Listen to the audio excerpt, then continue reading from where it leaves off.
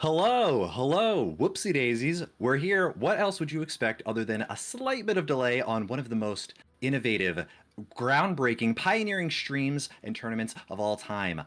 Hello, my name is Stephen Mullahoo, and we are here with Dragonrider for a very exciting stream today. I'm glad that you guys have hung with us for a hot second. Dragonrider, how are you doing? I'm excited. Oh, I'm so excited. I'm doing really well. I've been loving Mercenaries so far, and we're going to get to see some players trying out some PvP, battling it out, and we're going to do our best to cast the crazy action because Yeah. it's going to be wild. And nobody's done any casting for this yet, so we are, you know, putting our brave foot forward and attempting Yeah. to see how it goes. It's gonna be crazy. It's gonna be ridiculous, and it's gonna be so much fun. So I am super excited. Yeah, honestly, I think this is going to be more than anything. Again, I think everyone should kind of commit lock in right now. There could be some spaghetti. There could be a little bit of a fiesta going on. We already know that there are some bugs that are still live, not hot fixed. So some people that were pushing for their task 7 items got stuck on that task 5 bug, right? So some people were grinding. I mean, the Discord has been active. The Discord has been hopping. People have been ready for this tournament for, in some cases, weeks. People have been theory crafting, grinding. Day one, they knew I'm going to get these mercenaries. I'm going to level this up and make this my competitive team. They didn't know what was going to happen. We didn't know what was going to happen. And we still don't know what's going to happen. But to me, this is going to be more of an educational event more than anything. Limit testing. What does it look like to have PvP? Again, most people are queuing up into AI right now if they try to play online. I don't know if you really tried to dabble with the fighting pit yet? Oh yeah, yeah. I've gotten around 45 to 4700, and it is mostly bots.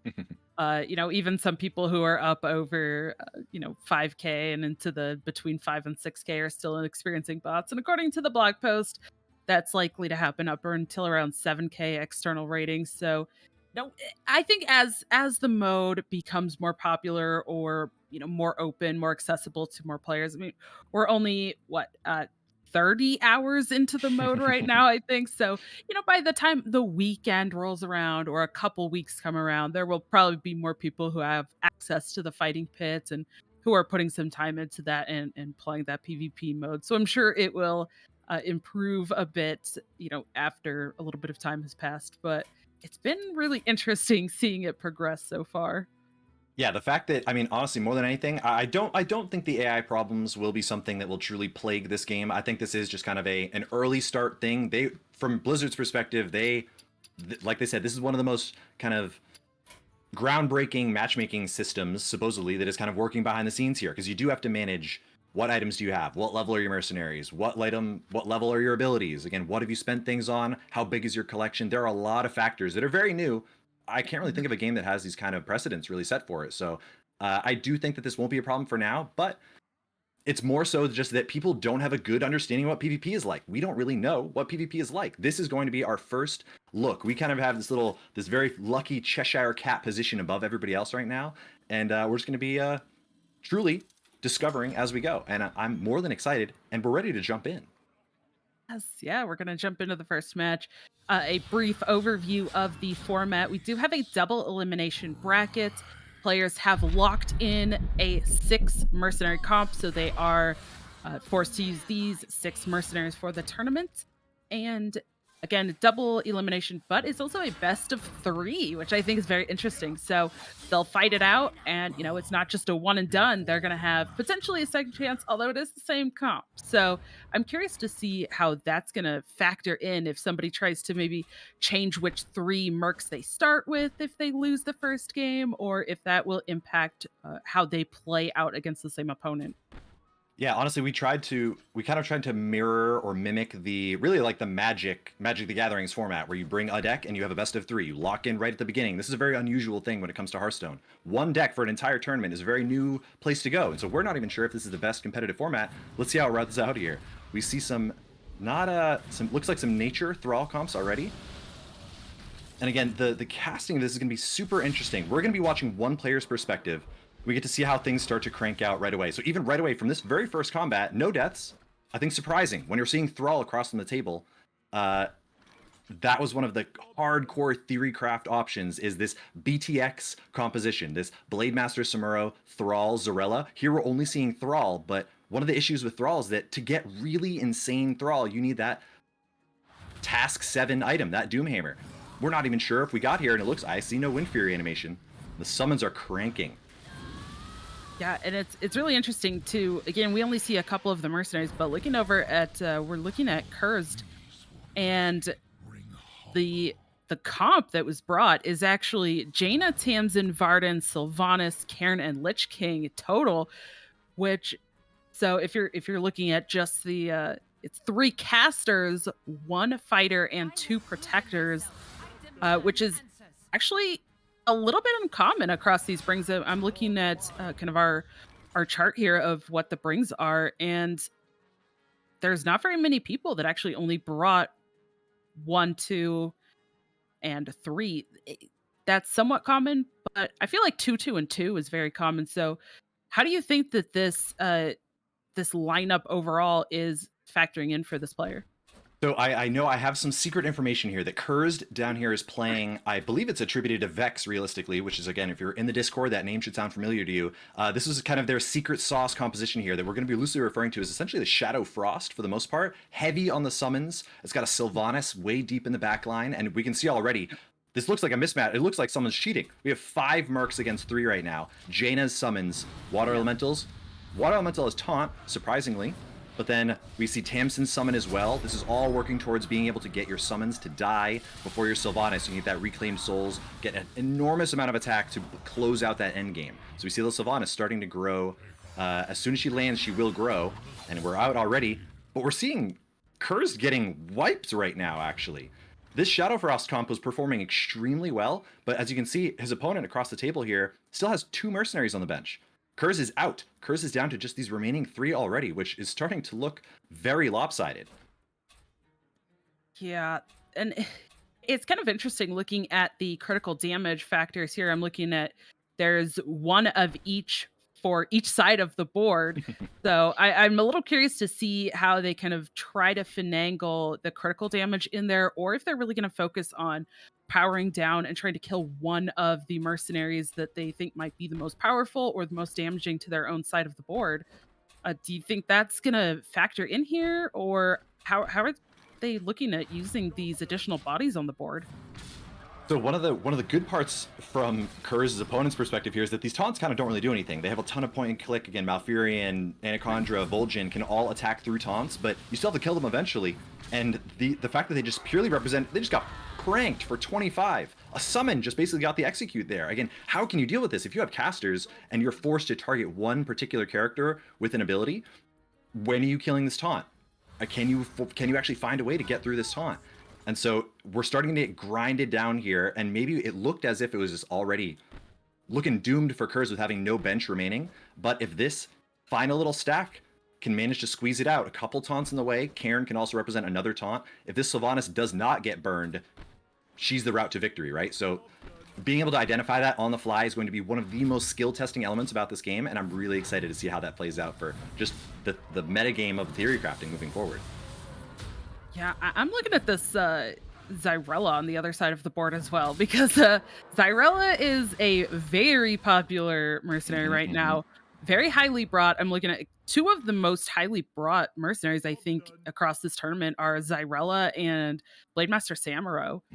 And yeah, we see that Zyrella, and yeah, it's it coming out a little bit later. So, like you mentioned, there's no bench left, and now the Zyrella is kind of coming out. To me, that almost feels like it's a rough spot to be in. Yeah, in theory, I think a lot of people that are messing around with Zarella and Samuro. So one of the best reasons that they combine so well together is that Zarella can attack very quickly with that Blinding Luminance, trigger the damage effect for Samuro's Double Strike. That's kind of the strong element here, but that gets hard countered by taunts. You now have to force your Zarella to start targeting the taunts with them and actually line up your Samuro into it. The Samuro can't get through these taunts, but we just see the Sylvanas just gets annihilated by the Zarella. They just go skip right past it. As long as that Sylvanas can die, and now just like this is a 3v1. It was looking locked up by Kurz. Their opponents just managed to absolutely clear through everything. They got through the taunts, and now this backline Samuro, I mean, Cairn can do nothing here. The tides instantly turned way faster than you would have expected. Cairn falls. this is where I'm wondering, now we see that first game go down. I'm curious if the strategy is going to remain the same for the second game, the same three mercs go into play, or is it going to be a change up? How will that affect, especially as a best of three? So, 1 point on the board means that the second point is that's the knockout point, right? So at Yeah, that point, it's game over. If that same player gets the victory, then they move on in the bracket. Again, this is a double elimination tournament, so at this point, it's not completely game over if Kurds ends up losing this one. But I am really interested to see that kind of strategy and that thinking of how do you use the same lineup but different.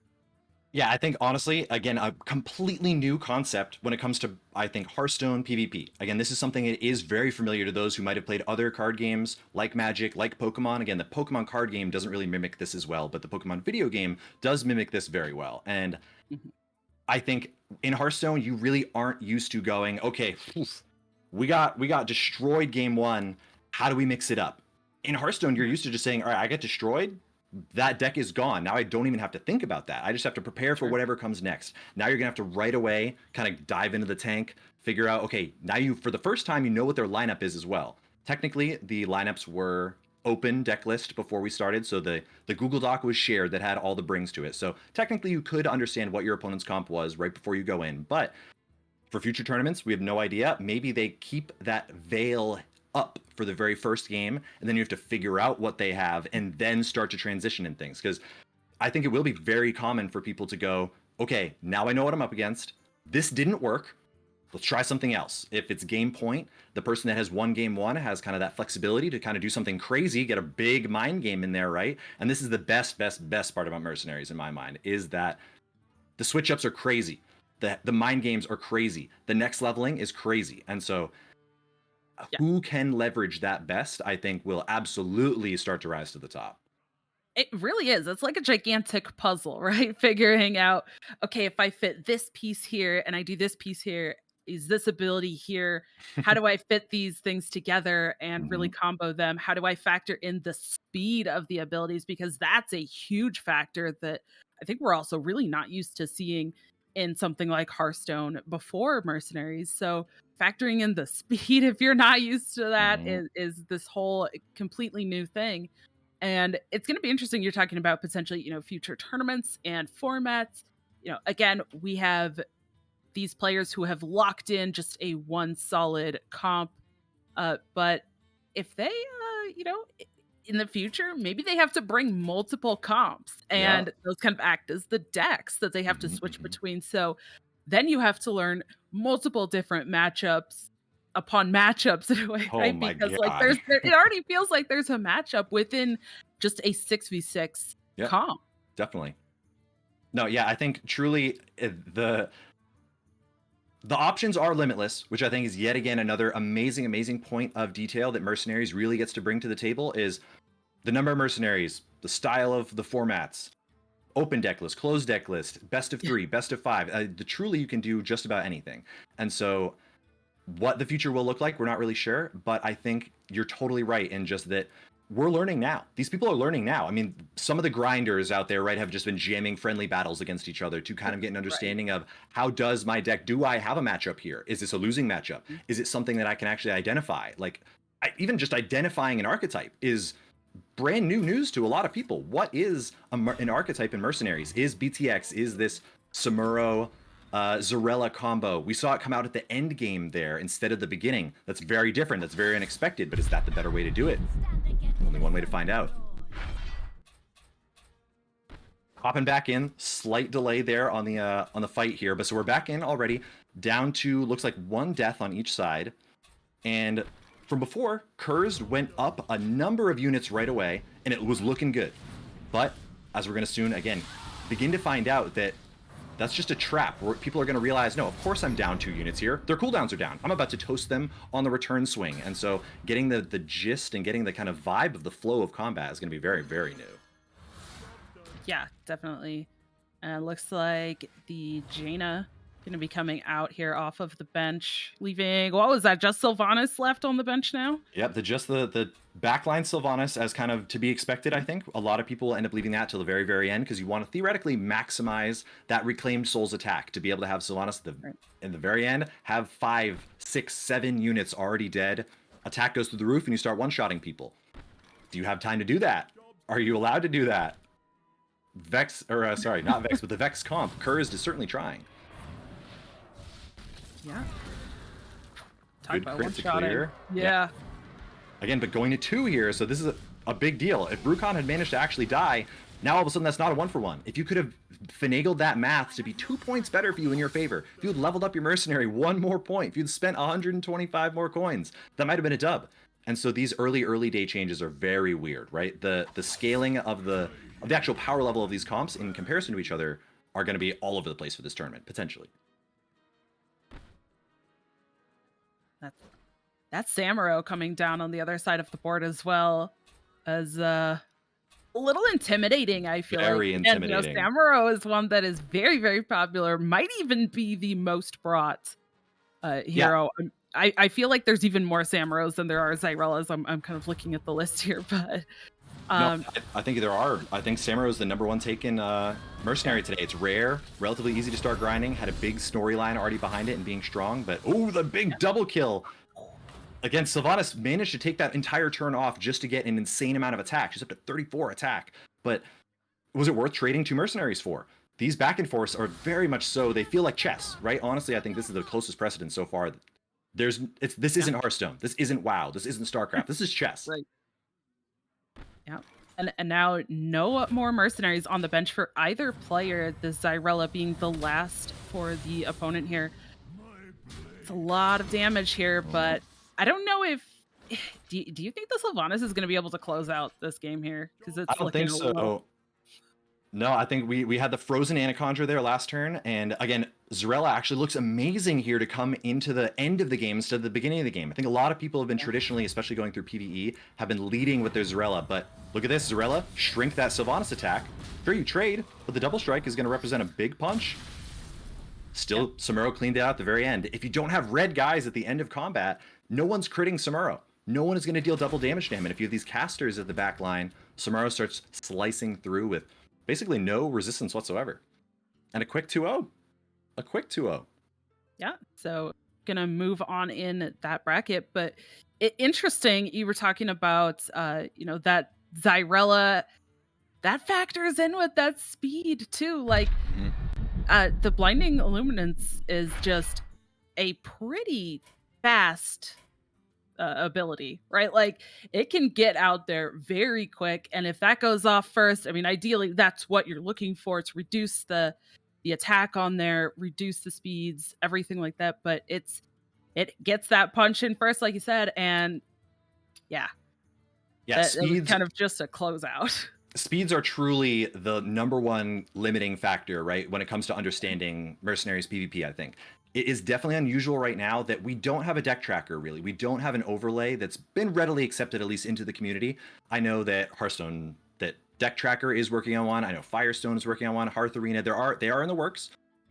They're working through the bugs in the same way that the Mhm. devs and we are, but Yeah. that will come soon, and I think that will fundamentally change the way that we approach PvP. It does feel really odd right now, right, to be able to be like, okay, what are their 3 attacks? They have this item, it's at this speed. Oh, they didn't level it up another time. It's only actually at this speed. So does that now that means it's going actually just a little bit slower? The lining up of the abilities like this are going to be extra unusual and extra uncomfortable, I think, right now, just as people are getting used to things. But when we have a deck tracker, when we have an overlay, and when we just have everyone at level 30, everyone with kind of some assumed builds start to come up, we will see a meta game start to form. I think I strongly believe in the fact that these are archetypes, right? That Shadow Frost comp was a strong control deck, right? It's got that Lich King in the back, it's got the Sylvanas in the back, it's got Cairn to speed things up, slow things down, double frost, lots of summons. It looks to grind, but that matchup there, it looked like there were too many things that could go around the taunts.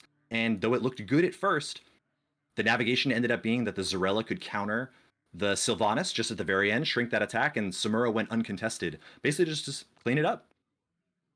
Yeah, and interestingly too, we've talked a lot about Zyrella that you just mentioned. Again, looking at the that comp, that Shadow Frost comp that you're mentioning, Jaina, Tamsin, Varden, Sylvanas, Cairn, Lich King. Yeah. Wait, we didn't list Xyrella. What's Whoops. going No what's going on Zarella. here? So it's kind of interesting looking at specific hero or specific mercenaries like within the comps as well, and would changing one of those out make that much of a difference? How would that impact, yeah, lining up those abilities like you talked about? And yeah, there's not really a meta game right now, but that will form, and especially once some of the bugs get fixed and people can actually acquire equipments and things like that properly, then that's really when I think a lot of people are going to kind of hunker down and really try to dive deep into this and figure things out. And of course, looking into the future as well with things like patches, updates. I mean, I'm sure they're going to increase maybe the levels that abilities can go to. They might add in more equipment, add in new mercenaries. It's going to be ever changing. Yeah, the sky is truly the limit. I think already, honestly, we've seen a really good track record sent for the fact that those people who were willing to adopt mercenaries from the get-go, right? Those that didn't kind of struggle with the announcement video, those that didn't really like, Mhm. those that were willing to be optimistic, honestly, those that were willing to just accept what was given to them and do the work, they're starting to get paid off already. We're seeing people crafting these comps. We're seeing people really understanding all the abilities. We're seeing people memorizing the speeds. Yeah. Those that put in the work early are getting paid off now. I truly believe that those that put in the work now will be paid off soon. And then those people that will then put in the work after the rest of the people went through doing the work, they'll get paid off. Because this game is so infinitely customizable, like you said, are there going to be more items? Are there going to be more abilities? Are there going to be, of course, there are going to be new mercenaries, but are we going to see neutral mercenaries that can't be crit and can't crit? Get in now. Get in now. Yeah, absolutely. And and talking about the learning of the abilities and things like that is so key as well, I think. Mm-hmm. Do you know ahead of time what the opponent's mercenary does, what those speeds are, Mm-hmm. because it makes a huge difference knowing what those do. So you can kind of plan, what do I want to be doing against that? Versus if you don't really know what a mercenary is or does, you could just probably going to be looking at it like, okay, I'll just pick this ability then and we'll see what happens. Right? And, in especially like a tournament format, that might not be the best kind of plan that you want to be going for. No, not necessarily. I think truly, again, those that put in the work, they will be rewarded here. And so we're seeing another matchup already. We've got some Thrall Malfurion Brucon, looking like a nature comp that's instead using Thrall for their nature abilities, not necessary for the super punch. Like you see, we don't see the Wind Fury here, but we've got some Q-ups against the Diamond Diablo across the board. Another Zarella going for the Yeah. crit instead. Again, you would expect the Zarella to target a Thrall if you're going for the shrink attack instead, but goes for the double damage, trading crits back and forth. Quick lightning storm, and again, no trade. I Fair feel like enough. the ability for Malfurion to just be able to either deal an AoE or be able to heal is kind of a big deal. So it looks like they also might be really just wanting to target down that Malfurion. And we saw what all of the attacks kind of go into that. So again, there's that strategy of, do you go for those critical damage hits? Do you target down just one mercenary? And how do you want to manage that with the comp that you brought? Yeah, It's and fun. even already we're seeing a lot of bizarre ability uses for the most part. Like you're saying that Malfurion has this really awesome opportunity to basically, yeah, you could speed everything up, you could get a big AoE, you can root someone, and so there we saw the Malfurion go for the root on the Diablo to try to stop an attack, but Diablo got to act first, had that faster speed, managed to slow down the Malfurion from the turn before. We run it back out here again, roughly even game or so. Still just trading mercenaries back and forth. Looks like a hardcore nature comp from those below us. I'm not sure who exactly what matchup do we have here? Do you know off the top? I, you know, Looks like we're just slamming again. What looks to be a nature comp, and then okay. Ooh, we got Atsuna here. So this is Atsuna versus Scarlet. Atsuna is with the Brucon, Zarella, Malfurion, Thrall. So we're watching currently Atsuna right now against Scarlet, who is playing with a similar comp, a Samuro aggro comp, except Mhm. I don't think we've actually seen the Samuro yet. We've seen the Diablo come out, but the Samuro's waiting on the bench from Scarlet, the opponent across the table. And Atsuna is waiting for them to make their selection here. They only have 2 left, and so this is kind of a good Yeah. example of like, all right, they're just taking their time. They have only one option, right? Here comes that Vol'jin. Here comes that Samuro. Vol'jin critically, if you have the Ring of Haste, can trigger Samuro. One of the cool parts about Vol'jin is that if you can make him fast enough, his task 7 item lets them attack at a Zarella speed. So you can actually combine Samuro with Vol'jin. Whether or not they could get to their task 7 through the bug is unclear, but good AoE already. Vol'jin showing their worth, but Thrall's been ripping AoEs instead. The conversation has been Thrall is an amazing beatdown character, but here we're just using it as a nature synergy, and it looks great. Yeah, that was just a back and forth of AoE Yeah. abilities. There was just AoE back and forth across the board. I did want to bring up as well, interestingly, so the top player that we're watching is Scarlet, Yes. and did have that Zyrella. You talked in the previous series, in the previous matchup, about that Zyrella coming out at the end. But in this game, Scarlet actually chose to play out Zyrella as one of those 3 starting mercenaries. Yeah, kind of surprising too, especially when you see the Zarella open, but the Samuro comes later. You tend to expect to see them together, but instead they kind of went for that closing Samuro, which we again saw earlier. That maybe it's best to do that instead, and Samuro evaporates as Atsuna takes game 1 relatively convincingly. Again, 3 still standing by the end of the combat there, looking Yeah. good. And again, so even to compare, let's kind of look at what this matchup is. So Atsuna is playing with Samuro, Brukan, Anacondra, Malfurion, Thrall, and Zarella. To me, that is a core of nature characters, mostly nature damage. Again, there we're seeing that um, the Thrall just used for the nature spells.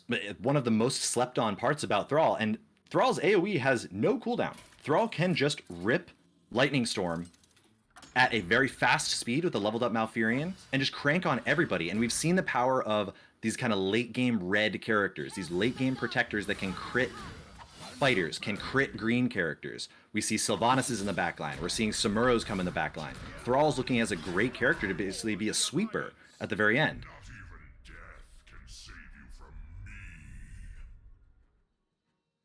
Okay, we've swapped to a different game now. So now this is Karkar. We're watching Karkar here against Saphira. So new matchups. I was going to say, it looked like the I was same like, matchup across yeah. the table. We still got a Diamond Diablo in the same position. We got that Brucon. Instead, we see the Varian Rin. But so we're watching. Karkar is on our side. Karkar is running Brucon, Zarella, Samuro, Anacondra, Cariel, Malfurion, which is actually almost exactly the comp that I've been playing lately, except I don't have the Anacondra. I've been running with the Guff. Guff has been an overperformer for me, and we haven't seen it yet, which is surprising because Guff has been one of the standout nature characters to me. So let's see how they throw down. Cariel taunt to start. We see the fully leveled up Tome of Light on Cariel, so she goes up to that 18 attack. Zarella manages to shrink down the blue. Oh, but Brucon lives at 1. Brucon lives at 1, which manages to get an attack off. Again, that's the difference.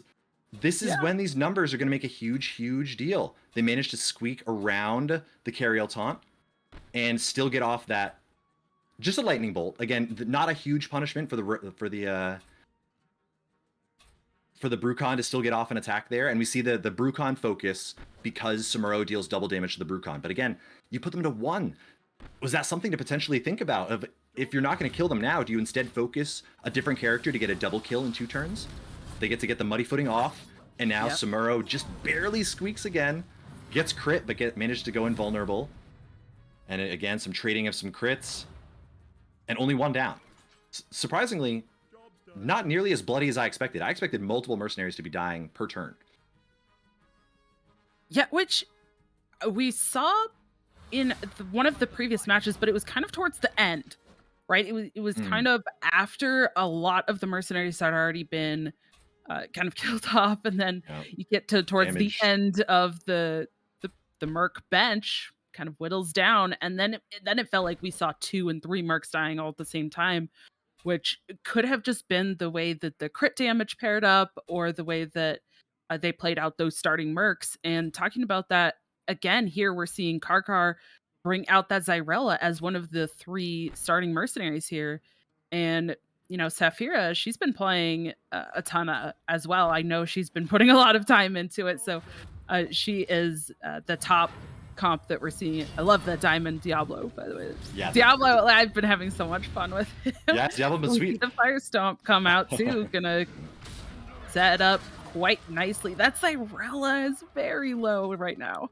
But again, if you're managing to have your Zarella survive for this long, every single turn that a Zarella survives, just like an Anduin. So we've seen Anduin across the side from Saphira here.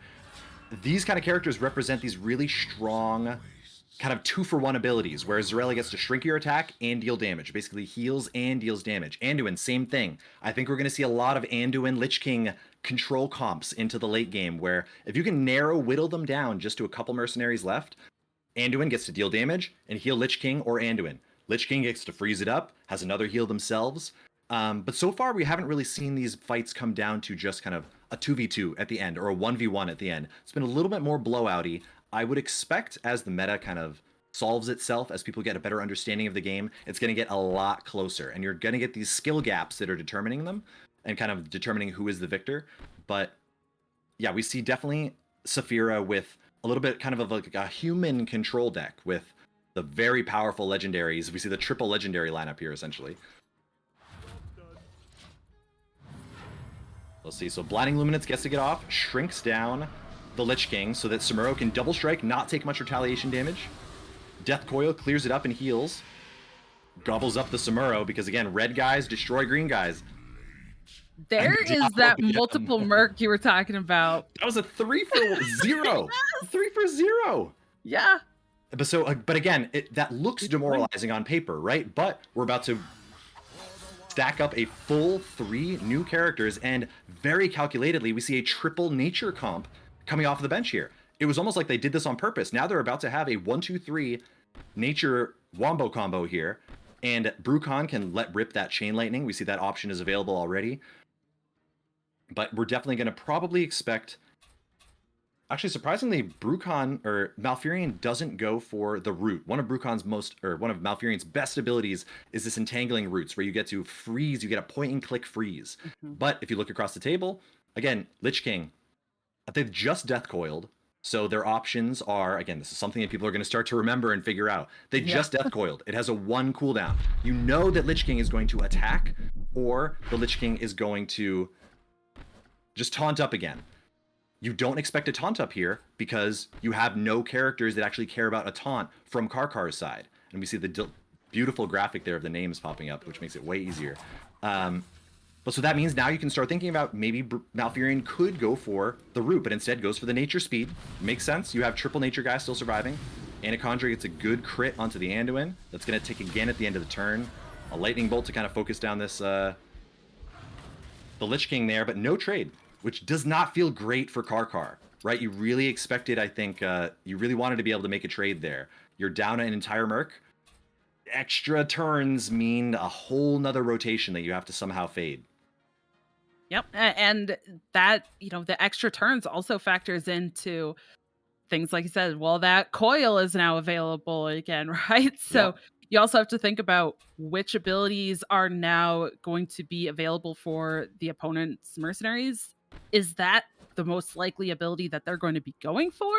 Or are they going to want to be doing something else? And a huge part of that is the health.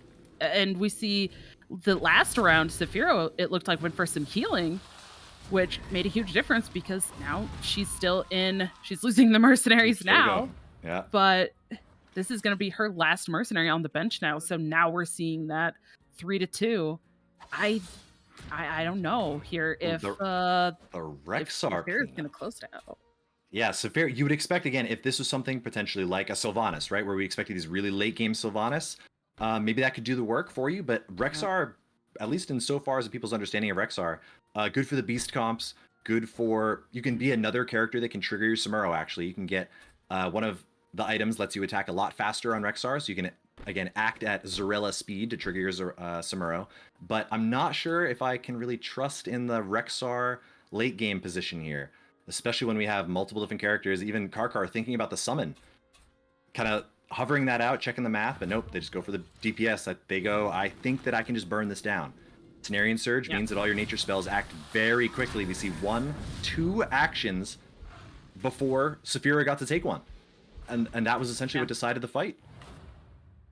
Yeah, and very interestingly too, looking at the way that these shape up, and this is a huge factor for which 3 mercenaries come out first, the starting mercenaries, but Karkar's final 3 here are actually one of each type, which I think has made a huge difference because Mhm. both of the last 2 for Saphira are those fighters, Yes, which good has call. really made a difference for those critical damage hits as well, and it made it harder for Saphira to try to pull off critical damage of her own. Yeah, those kind of, again, another really good point for sure is that how are people going to understand the color typing of your compositions? Like we said, Yeah. only one person in this entire tournament brought a lineup that was actually heavily slanted towards any one color. We actually see the Wormlord was the only player who took a quad fighter lineup. Yeah. Everybody is really kind of leaning towards this assumption that a 2-2-2 is kind of the way to go. And absolutely, just like you were saying, if you can end up in a position where you have a widely varied final 3, you always get to you'll no matter what you'll get to crit, right? Having access to a crit in the late game might be that huge deal breaker. You aren't getting crit all the time. You get to mitigate those crits, but you do kind of guarantee that you will get crit back if you have an even lineup. So, is that something you're willing to trade? Unclear.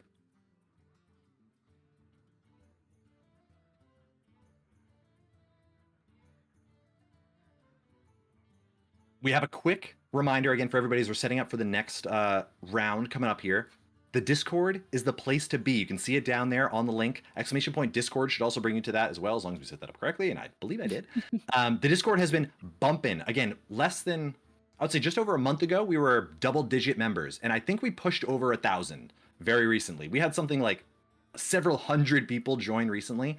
It is the place to be. It's where all the builds are getting posted. It's where all of the conversations are. All your answers are getting questioned there. Even the reverse will answer some questions too. Definitely check out the Discord.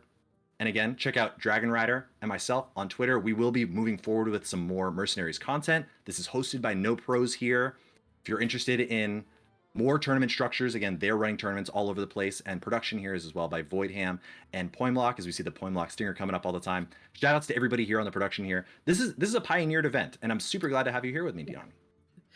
Yes, I'm super thrilled to be here too. I mean, yeah, this, like you said, there's always hiccups with these things, and we have hiccups all over the place, right? Like stream hiccups, trying to get into matches, hiccups with things like the actual in-game client being having some bugs, so Yep. hiccups everywhere, but that's okay, you know, No, because absolutely. we're just gonna be here. We're gonna put on a smile. I think something about you're supposed to have like a spoonful of sugar or something. So we're Mm-hmm. gonna just make it sweet and try to get rid of the hiccups as best as we can Yeah. as we move into another game here. We'll get that up for you just 1 second. No, yeah. I am pretty interested to see this next game here. Ooh, what do we got? We Oh, got Vex is through. yes, Vex is Vex and through. Gadfly. Mm-hmm. So this, All we're right. gonna see you guys are gonna recognize Vex's comp here. Cursed was also running the exact same composition and fell. Let's see if Vex can clean it up. So we're against Gadfly across the other side. So basically Vex is running Shadow Frost, looks like a control deck, very heavily focused on grinding you out in the mid game, putting up a ton of taunts, and having that very final Sylvanas at the very end to kind of close it out. Gadfly is going to be running with a Shadow Orc composition. 5 orcs and a Zarella. Samuro slanted, very aggressive. Let's see if the aggro deck can essentially overwhelm the control deck here. Yeah, I'm really interested to see this as well. One of the few Rakaras I'm looking through, and I'm only seeing 3 to 5 people, maybe out of the about 30 that we had bring Rakara. So it's very interesting. Like I said, very orc heavy. Um, what what do you think of this? Like you said, we've already kind of seen Vex lineup. We saw that previously, but what do you think of Mhm. the lineup overall? This comp for Gadfly. I like it a lot. I think orcs have gotten a lot more attention recently. Again, the kind of face-up compositions that the tribes give you right off the bat. Or again, you've got, if you open your Malfurion, you can go nature. If you open your Anduin, you can go humans. You can go holy. Orcs have a lot of synergies. A ton of orcs right off the bat on release. And so Gadfly has managed to go for this all-in orc comp. They synergize it with each other extremely well. Some of the best actual tribal synergies that there are. And the aggression is relatively unmatched. Here we see again, Gadfly did an amazing job of lining up double green against double blue. So they have twice as many crits that are on the table. Unfortunately, they had to run out the Grom there that could still get crit by the two casters from Vex's side. But honestly, the damage that's coming out from the casters, Varden isn't really a high DPS character. We might see Vex doesn't even go to kill the Grom right away, but we see a huge crit come out of the AoE from Varden. So still, even though Gadfly opened with the aggressive comp and what should have theoretically been a favorable matchup in just that 3v3, Gadfly is the first to drop a character. Yeah. The crit damage really did actually come into play a lot there. The AoEs didn't seem like they were doing a whole lot, but they added up very quickly. And then like you add in AoE plus then some crit damage on top of that, and that adds up. And maybe there could be a little bit of difference with that added health. And again, like you've mentioned before, as players get more maxed out, get everything for those characters, those tiny bits of health are going to make a huge difference. Yeah, absolutely. I don't think I guess I don't have confirmation about this, but I don't think anyone brought a character that was truly fully leveled, that got that +1/+5 buff. We saw in the 24 or the 21.4 patch notes, there kind of a sneaky little line in there said, by the way, if you level up every ability, level up every item on your character and hit level 30 on your mercenary, you just get a flat +1/+5 buff. A good chunk of health. If you're double striking, that +1 attack is actually quite meaningful. And more than anything, I think it's just really there to throw away or to kind of throw the theory crafts into a stupor, really. But that Varden AoE was insane just off of the stacked frost damage from the Jaina. And we see Vex kind of still trying to figure out how are we going to line this up. You would expect freezing to work against the fighters, but we'll see. Yeah, also really interesting here too, talking about the comps overall. So Gadfly did bring a 3-2-1 kind of comp with 3 fighters, 2 protectors, and 1 caster, which is that lonely Zyrella that Okay. has now come onto the board. So there's still 2 mercenaries on the bench for Gadfly, but the Zyrella is out kind of mid game. We've talked about how it came out last before and it's come out Yeah. first, and now it's kind of coming out mid game. Yeah, honestly, this is that's really interesting to note that you would, again, I think most people would expect Zarella to open, and we've seen her in every position now. Does this mean Yeah. that she is as flexible as we think? Does this mean that people still don't have a good grasp on how to use Zarella best? It does seem kind of odd here to run out the Zarella just because I guess it's their only option to, again, kind of go through the taunt. You might want to avoid that water elemental actually freezing you. Zarella face up here could just attack the water elemental and get a kill, could attack the Jaina and get a kill, and could instead try to focus and crit the Cairn here. But Cairn is at full Yeah. health. But That was kind of Gadfly what might I have was just wanted the thinking. target. Yeah. That could be too. I mean, we've talked about how powerful Zyrella is, and that blinding luminance is just such a powerful effect, but also that crit damage again. And this is where we're seeing that kind of combo of like, do they go for the crit? Are they Mhm. trying to, you know, beat down everything all at once with AoE? Are they trying to target down one mercenary specifically that they might feel is the most powerful that they really want to take out? Kind of which way are they going? And it almost looks like Vex is really indecisive there, Yeah, not even sure which way he wanted to go. he's been in the he almost roped out back-to-back turns here. Oof, huge damage from that AoE from the Varden. Varden is really kind of showing themselves off here. But no, I mean Vex is struggling because honestly, just having another character, right? Having to manage 4 or 5 characters. These summons do make things confusing. They make things interesting. They make it hard for you and your opponent. That's why I think this is going to be such a skill testing game. Is you make the game harder for yourself at the same time as making it harder for your opponent. Yeah.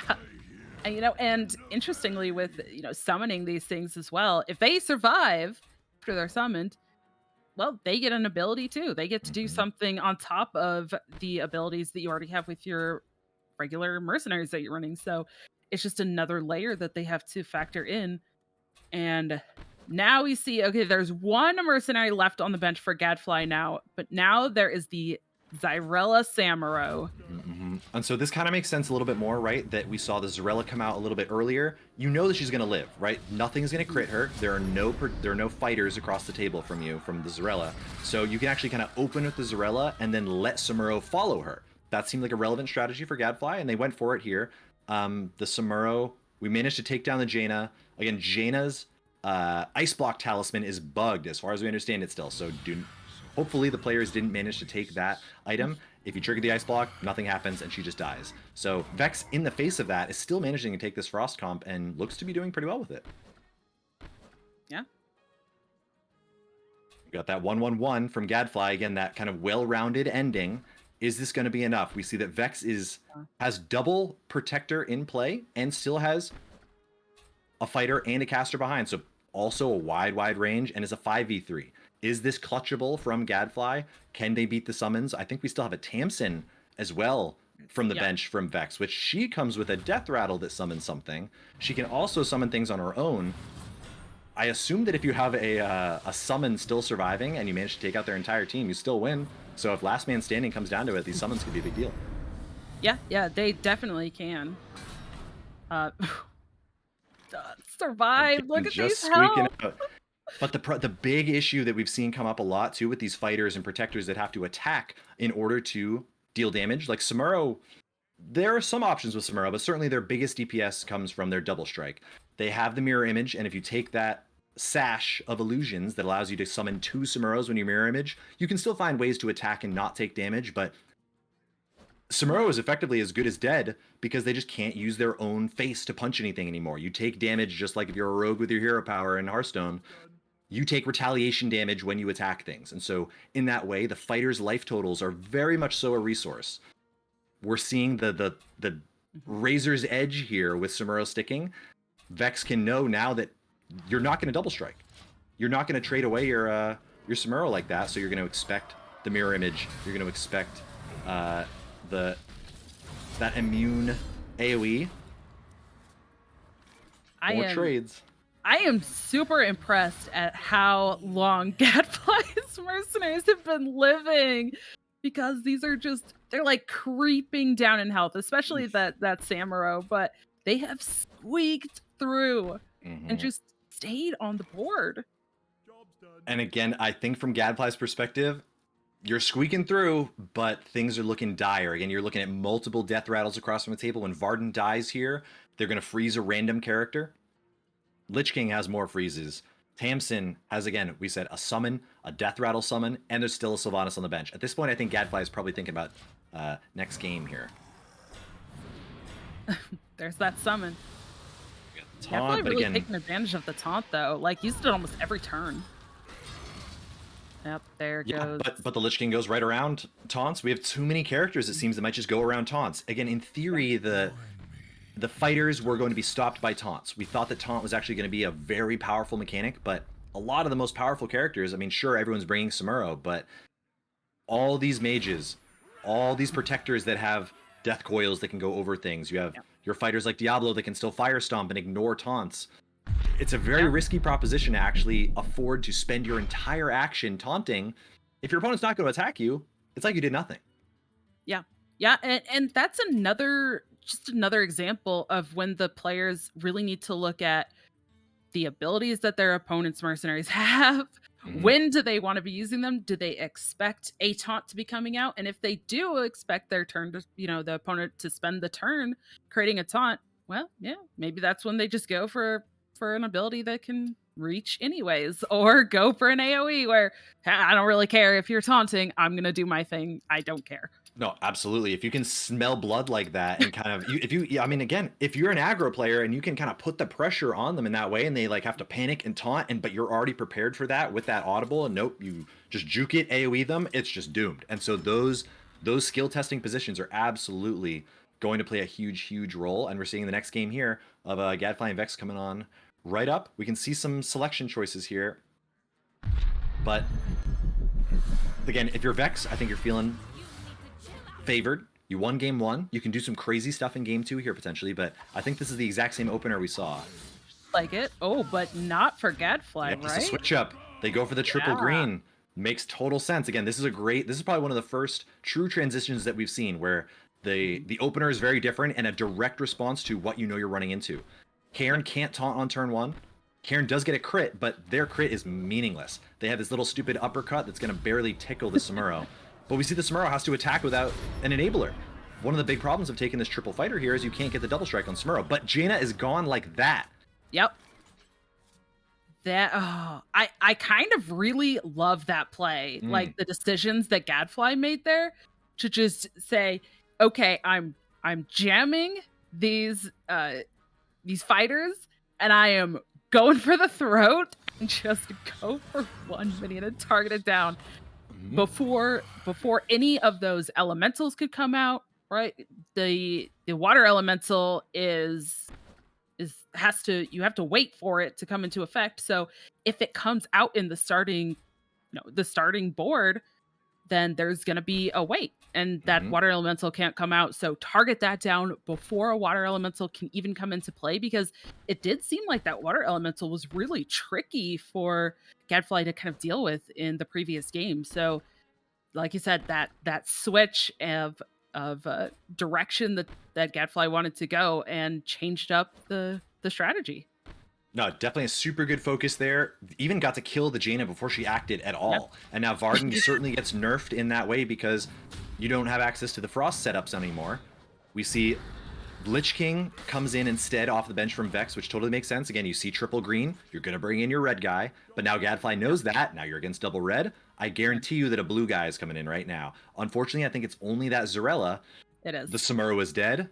Yep. Zarella has some reasonable crits, but Zarella is most likely probably going to end up focusing down, again, the Lich King, but nope, we just say, nah, Zarella actually doesn't really line up very well here. Goes for another red character. The Grom, probably just to slow things down. Oh no, that's the Garrosh, isn't it? For Gadfly. Yeah, I think that's the Garrosh. The Protector that just got subbed in here is the Garrosh instead. Grom and Garrosh, both legendary Protector orcs, kind of odd. Yeah, and both of them are in this lineup. Yeah, right. But the orc lineups are certainly begging for that. But now again, Vex is theoretically favored on paper here, where they have 2 opportunities to crit. But let's see how we get. But the taunt goes in first. Taunt as well from both teams taking turns to taunt, but Vex goes around the taunt. So we see that Garrosh literally did not get to take an action. They taunted and it did nothing. I suppose it had the little the slight minor AoE there, but that health again. These mercenaries just ending with such low health, but again, that's where things like the speed of abilities can come in. If they survive, even if it's with 1, 2, 3 health, there is that potential for them to still get an action the next round then, which can change things up. But Gadfly was really hoping to kill off that Dawn Grasp already and just couldn't quite get there. And also look at the health on Powerfang too. The health is here, and so I said that there was an AoE on the Garrosh, but it turns out that instead the taunt actually just plus 10 healths all of your orcs, and so that was basically a gained 30, as well as the taunt. Again, the taunt didn't necessarily do anything. We said it was kind of a dead action, but it wasn't. It pumped up the health and allows the orcs to continue to survive. See Sourfang just barely surviving, but Gadfly might have potentially intentionally left up that Varden to slow roll the death rattle, right? If they hadn't wanted that freeze to happen right away, that could have been a move. That could have been something going through their head. Certainly something you have to think about.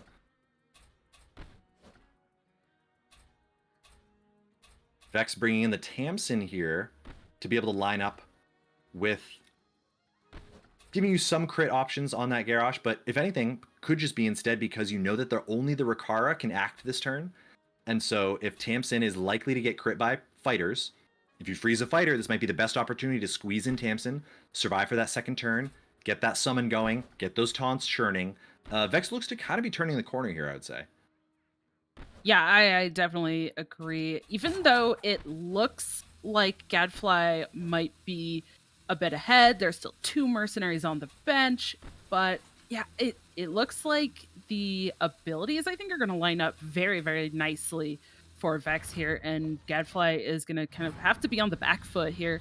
I'm sure that this one mercenary is about to die. It's going to have to bring out that last mercenary from the bench.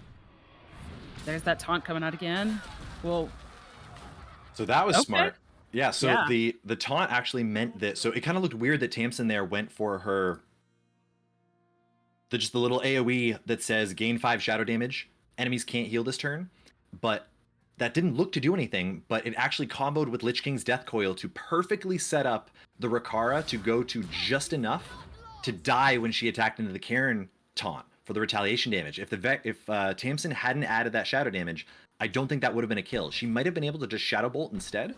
That could have been an option, but Veil of Shadows happens very quickly, and the Death Coil also happens quite quickly from the Lich King. So I think Vex there was probably just going to be able to get that combo to hope and guarantee set up the Rakara to kill herself on the Cairn taunt.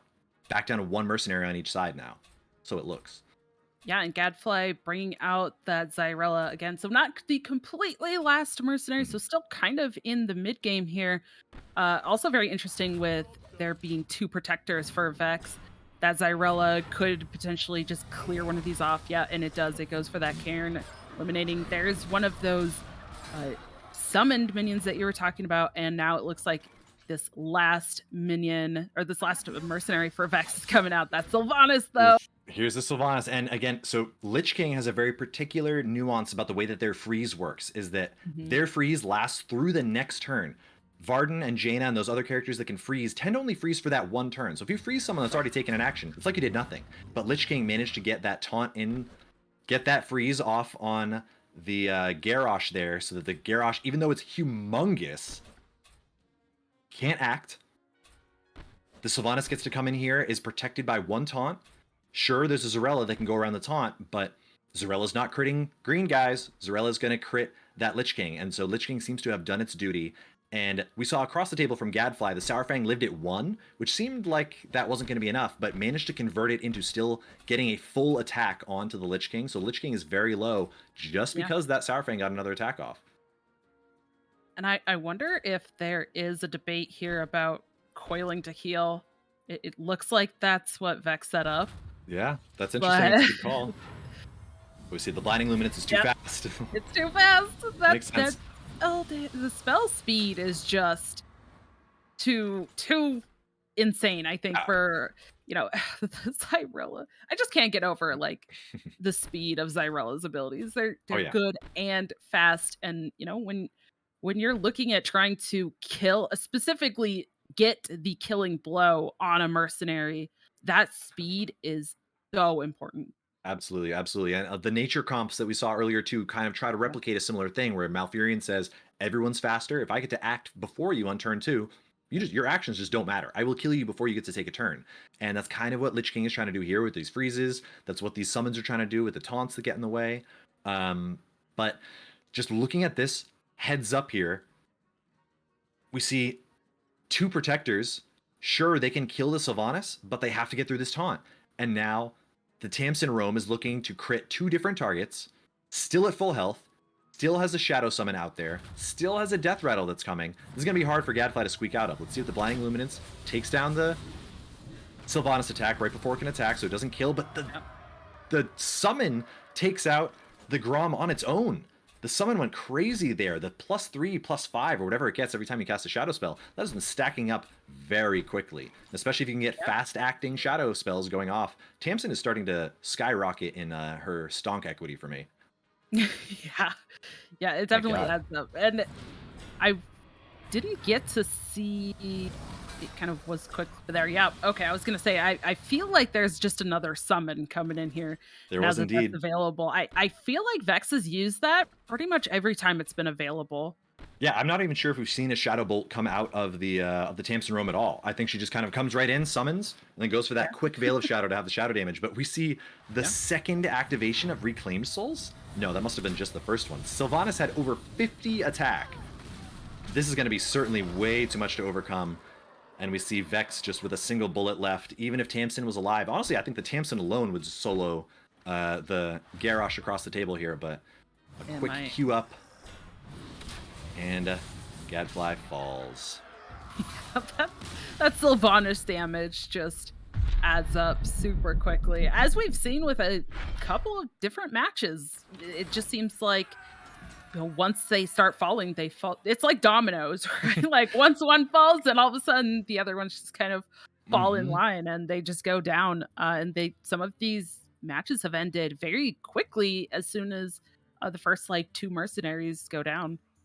Yeah, I would say that was something that the community kind of like wasn't really sure about, and when we were asking some of the people that kind of started and got early access to Mercenaries, we were asking like, how long is PvP? We don't really know, and a lot of the people who got early access didn't get to PvP. They didn't get to these kind of like GG positions where you have a very specific comp with very specific items. But so far, what it's been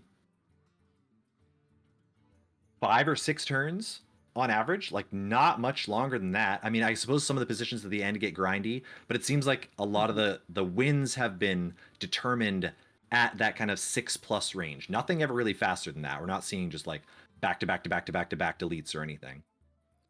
Yeah, and one thing I think that has also been a huge part of that is we have seen a lot of very kind of aggressive use of the abilities. We haven't really seen a lot of uh, turns to just heal. Nope. There hasn't been a lot of like sit back, heal the mercenaries. Now it's been like maybe one mercenary does a heal, but the other ones are still going at the other mercenaries. So it has felt very aggressive Mhm. for the use of the abilities, and I think that has definitely made the games feel very fast. No, I think you're absolutely right. I think the community is definitely the easiest thing to focus on, right? When they tell you that you can do double damage to somebody just because they happen to be the color that you're really good at lining up against, Yep. if you can't crit a heal, I think that maybe would change a lot of stuff. I would be surprised if we would ever see something like that, right? Where if you have a caster and you heal your protector, it crit heals them, but without the option of a heal actually getting access to that double your number possibility. It makes sense that everyone's gonna their first instinct is to go for it, just do as much damage as I can. I don't want to take off a whole turn just to heal. If I take my one action to heal for 15, but your action will always get to crit, is it worth it? I'm not sure that people have really kind of come to the conclusion on whether or not that is worth it yet, but you're absolutely on the nose that everything has seemed relatively aggressive. Even the Shadow Frost comp, that Vex kind of control deck there, not much healing. Again, Zarella, if you're using Zarella, you're getting that blinding luminance heal, quote unquote, by shrinking their attack. But yeah, very, very few heal focused comps. Yep. Yeah, so we are in the top 4, by Just the way. like that. I know, it's gone so fast. Um, it's kind of crazy looking at again, this is a double elimination, tournament, so we do have some matches still going on in the lower bracket that, we're kind of waiting on results. I think we're gonna do one more, um, top 4 match, or we're gonna do one of the top 4 matches, and then potentially looks like we're gonna be switching to some of those, lower bracket matches before we get our finalists and then head into the finals. But this has been, I think, even more fast paced than I was anticipating. But again, we've talked about how kind of aggressive it's been, but this is it. It is not like typical Hearthstone for sure. And even the way that compared to even battlegrounds where there's the timer that kind of goes, and you can buy your stuff and still kind of dawdle around. Mhm. But no, this is very like pick, pick, pick, go, go, go. It's very fast. Yeah, and it definitely this is going. I think probably again because people aren't healing, because people are just kind of clicking their Yeah. buttons for the most part. I think here, the winners, yeah, the winner's side of the bracket, we have our top 4 on winner's side, but we are still relatively deep away. We still have 1, 2, 3, 4. There are a lot of matches honestly to go, so we have a good chunk of time. We got to see a Vex rematch right away. Vex is back in it. Yeah. And looks like really has that kind of starting lineup for the mercenaries kind of in lock. Done the same thing, same positioning with that Jaina, Cairn, and Dawn Grasp, but up against Satsuna on the other side. And here we see the Zyrella and Samuro coming in right off the top. Yeah, and again, so this is another double green into the double blue, so it looks favored for Atsuna. We see the double strike cranking right away, focusing that Jaina, which is the same thing we saw before. And right again, Jaina's gone before she can act. Sure, Varden gets to crit for 4. Varden deals 12, but Jaina's gone. just like that, we see the true power of that BTX, quote unquote, that Zarella. There's no Thrall, but that Zarella Samuro, just if you act faster than, or if you act any slower than a 5 speed and you're a caster, this will just one-shot you if they want to. Yeah. And especially in the face of no taunt on turn 1 from Vex, right? So Karin can taunt, but it has 1 cooldown, so you have to wait. It's kind of interesting that Karin has been out here nonstop, right at the beginning, just going for the Ancestral Uppercut every time. But Lich King has now made its way in again, as we expect, to counter the double green that counters your double blue. And we see a trade back from Vex onto Atsuna. Job's done. Yeah, and it did kind of look like really trying to bring that Cairn down as well. It kind of seems like Atsuna's kind of going for just one mercenary at a time, just picking them off. I'm really curious to see what Atsuna brings out here. Makes sense. The double blue to beat the double red. Sure. Checks Yeah. out. And again, now taunt from Lich King looks pretty bad. Doesn't really have much equity. Karin has some good AoE still, but I believe they already used their slow you down AoE. Now, if they have anything, it would just be the speed up my team and taunt, which is strong. Again, if Karin does get to survive through turn 1, which you almost expect it to do every time, you do get this speed up right away, you do get the taunt right away, and you start to get to beat these double fighters. But honestly, how good is it to counter double fighter if you've already lost one of your blue guys? Oof, big crit. And a bump that Lich King just attacked and basically did nothing and took big retaliation damage back. Oof. Still Samuro alive going again. crazy. 2 health.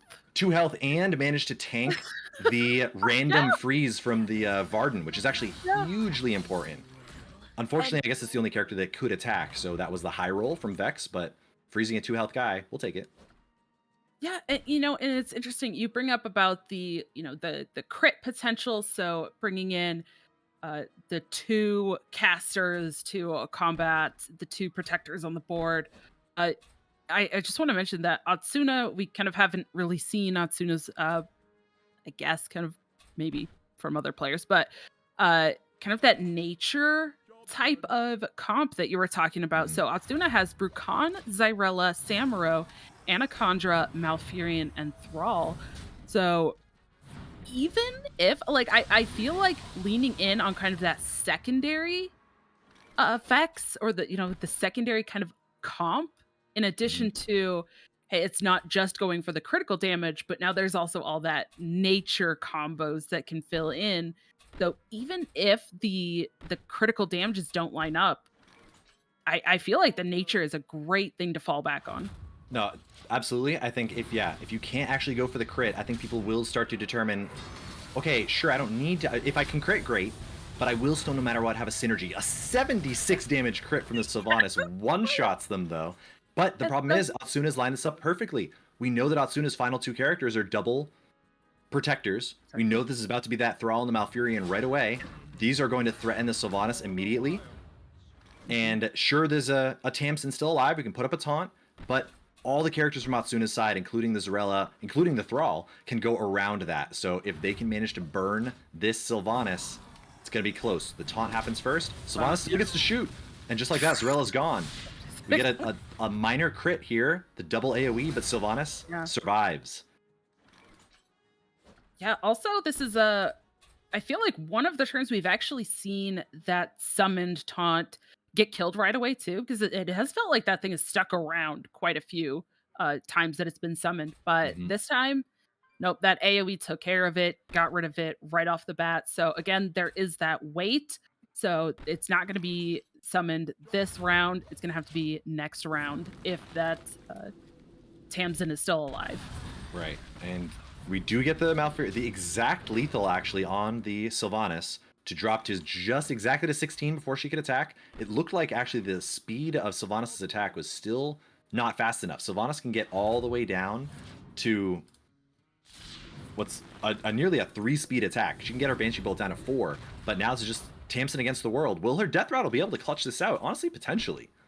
Could. Job's done. Because we see the blue crit against the Malfurion, so the Malfurion is certainly toast here. Shadow Bolt's actually relatively fast, but we still... Atsuna wins the coin flip and manages to trade. Oh no, Shadow Bolt's still just barely too slow. But so now this is our first 1v1. We have yet to get to a position where it's an actual Yeah. quote-unquote 1v1 because there is a death rattle coming after this and a potential summon right now. Job's done. Vex is on the wire. Both characters here, both players are. This is the squeakiest position yet. Yeah. Ooh, okay, interesting. Went for the War Chief's command to try to get the kill, but instead got redirected. I wonder if they hadn't gone for the War Chiefs. I don't think they were expecting the taunt there, which meant that it traded back. We get a huge crit, right? We said Tamsin is favored, but Tamsin goes down. It's just the 25-25 against the Smurro. But I don't think it's going to be enough. Job's done. Yeah, versus the Thrall. I don't. Wow. Can't afford to attack. Can't take the retaliation damage. 25 Wait. attack. Is it going to be a tie? I don't know, or just the speed. Oh, no, it did. Oh, Yeah. Squeaked The it out. speed. Wow, well played. Well played. That was one of the craziest endings we've had so far yet. So many things could have gone differently there, right? So Yeah. Atsuna went for that double strike hit that managed to get semi-interrupted by the taunt from Vex, but the math might have worked out just perfectly to make sure that since that double hit, it managed to hit both characters. The AoE the next turn cleared enough of them, and the retaliation damage is just enough to put it over the line, and Thrall just squeaked out. That was amazing. Okay, so now this is what? This is game 3, I think, for them, right? Or was that just game 1? I think we that joined was- right at the beginning. Yes. I Yeah, believe that should have so. been game 1. So now Vex, for the first time, we see Vex in the hole, has to kind of come out here, and this is going to be a really interesting spot because Vex so far has led with the double blue opener, right? It's gone Varden, Jaina, Cairn, every single time that we've seen this comp so far opening. The Jaina has been hard countered right off the bat. The double fighter has been enough to just delete the Jaina and really getting no equity. Do we see that Jaina wait a little bit longer here? Potentially. Does Atsuna read that and still also change it up to protect or predict this Jaina? Definitely could. Yeah. This I love. I love this kind of the mind games of like, do we switch it up? Do we keep it the same? Mhm. How, what do we want to do for the starting? And I think that there's also a couple of things, right? Is their personal comp, but also the comp they're up against, as well as is what they want to do predictable, and does the opponent want to, play into that predictability or not? Right. Yeah. No, whether or not you can get in their head will be the death knell. Like if you can apply the pressure, if you can make them start thinking that you're going to act one way and then you hit them with the switch up, that will be it. And so we jump right in. So we did see a slight audible. We see Vex open with double red instead, which makes sense. They've been opening, Atsuna's been hitting him with the double green, but there were switch ups. There were changes in strategies here, even though we see a deletion right away. Big AoE. We managed to get the Thrall to do 4 times the damage instead of just 3. So kind of good squeezing of your equity there. But yeah, Vex is already down their Jaina or their Varden. We kind of skipped who just got toasted right at the beginning there, but holding on to the Frost comp in the back line. And we see Atsuna now instead transitioning to the Nature comp a lot faster. We saw the Nature comp ending the fight last time. Both teams have swapped it up. Yeah. And I feel like that's just another layer of like that mind game. Like they both decided to mind game the mind games. So then it's like the mind games get mind gamed by the mind games. It's a whole like Inception thing. But and it starts to be that like if you didn't mind game, you did it right. And so you can accidentally just mind game yourself out of a win. Yep. So that see again, so we've got the summons going.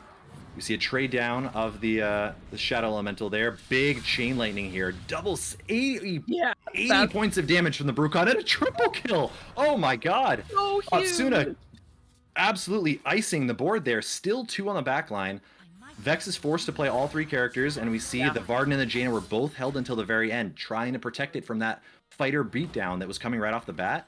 But already this taunt is here. It's big and chunky. It gets to attack for a lot, but the taunt itself doesn't really matter. We see all the nature abilities from Atsuna will be able to go around this taunt.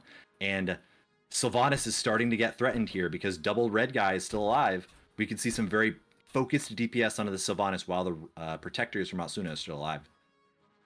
And potentially even more things getting summoned here. It looks like Vex really Going wide. debating about that, but I mean, why not? It seems like it would line up pretty well, especially based on the attacks. You know, if Vex is expecting truly attack abilities to come into play here, putting another taunt on the board just seems good.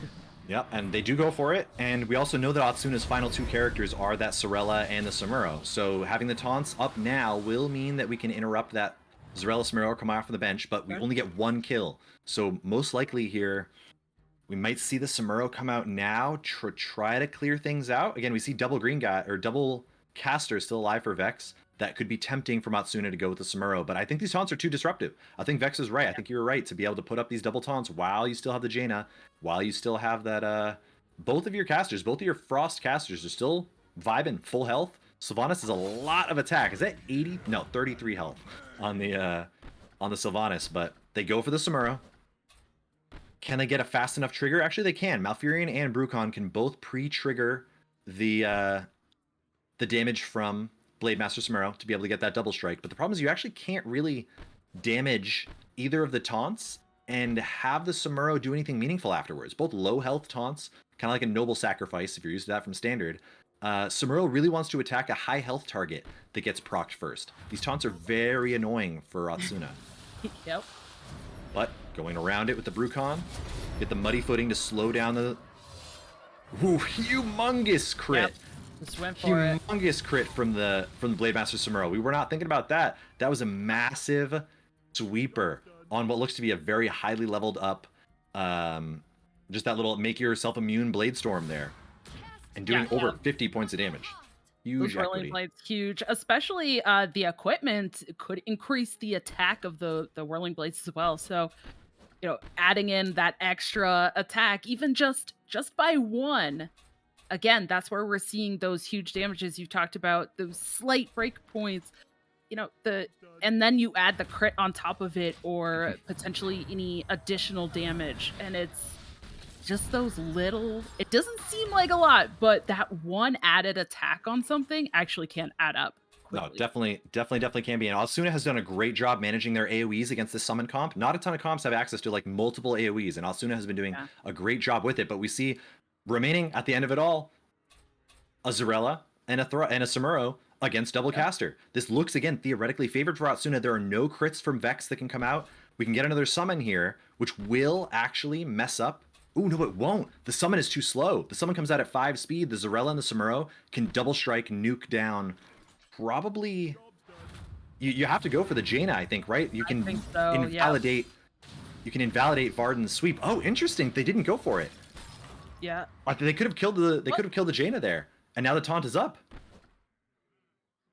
I think that Atsuna could have just jammed the double strike onto the Jaina, but that might have just been a not knowing how fast the water elemental comes out. They would have been able to act before the water elemental comes, and now this is in the way. I wonder if Atsuna was okay with this coming out potentially and just setting up for another Rolling Blades. I don't know if that's going to be as effective as it was before, though. Yeah, the Whirling Blade still has a 1 cooldown. If they use it last turn, they can't run it back to back here. So if anything, it would have looked like a great opportunity to reorganize these turns. If they went for the double kill, they could have interacted with the Water Elemental with that AoE next turn, but the Water Elemental wouldn't have even been summoned. So now Vex has an opportunity to crawl back in here. Again, this is game point for Atsuna. If Vex can clutch us out, it pushes us to a game 3.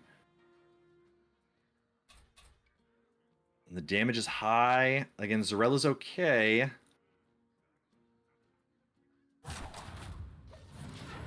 Find out here.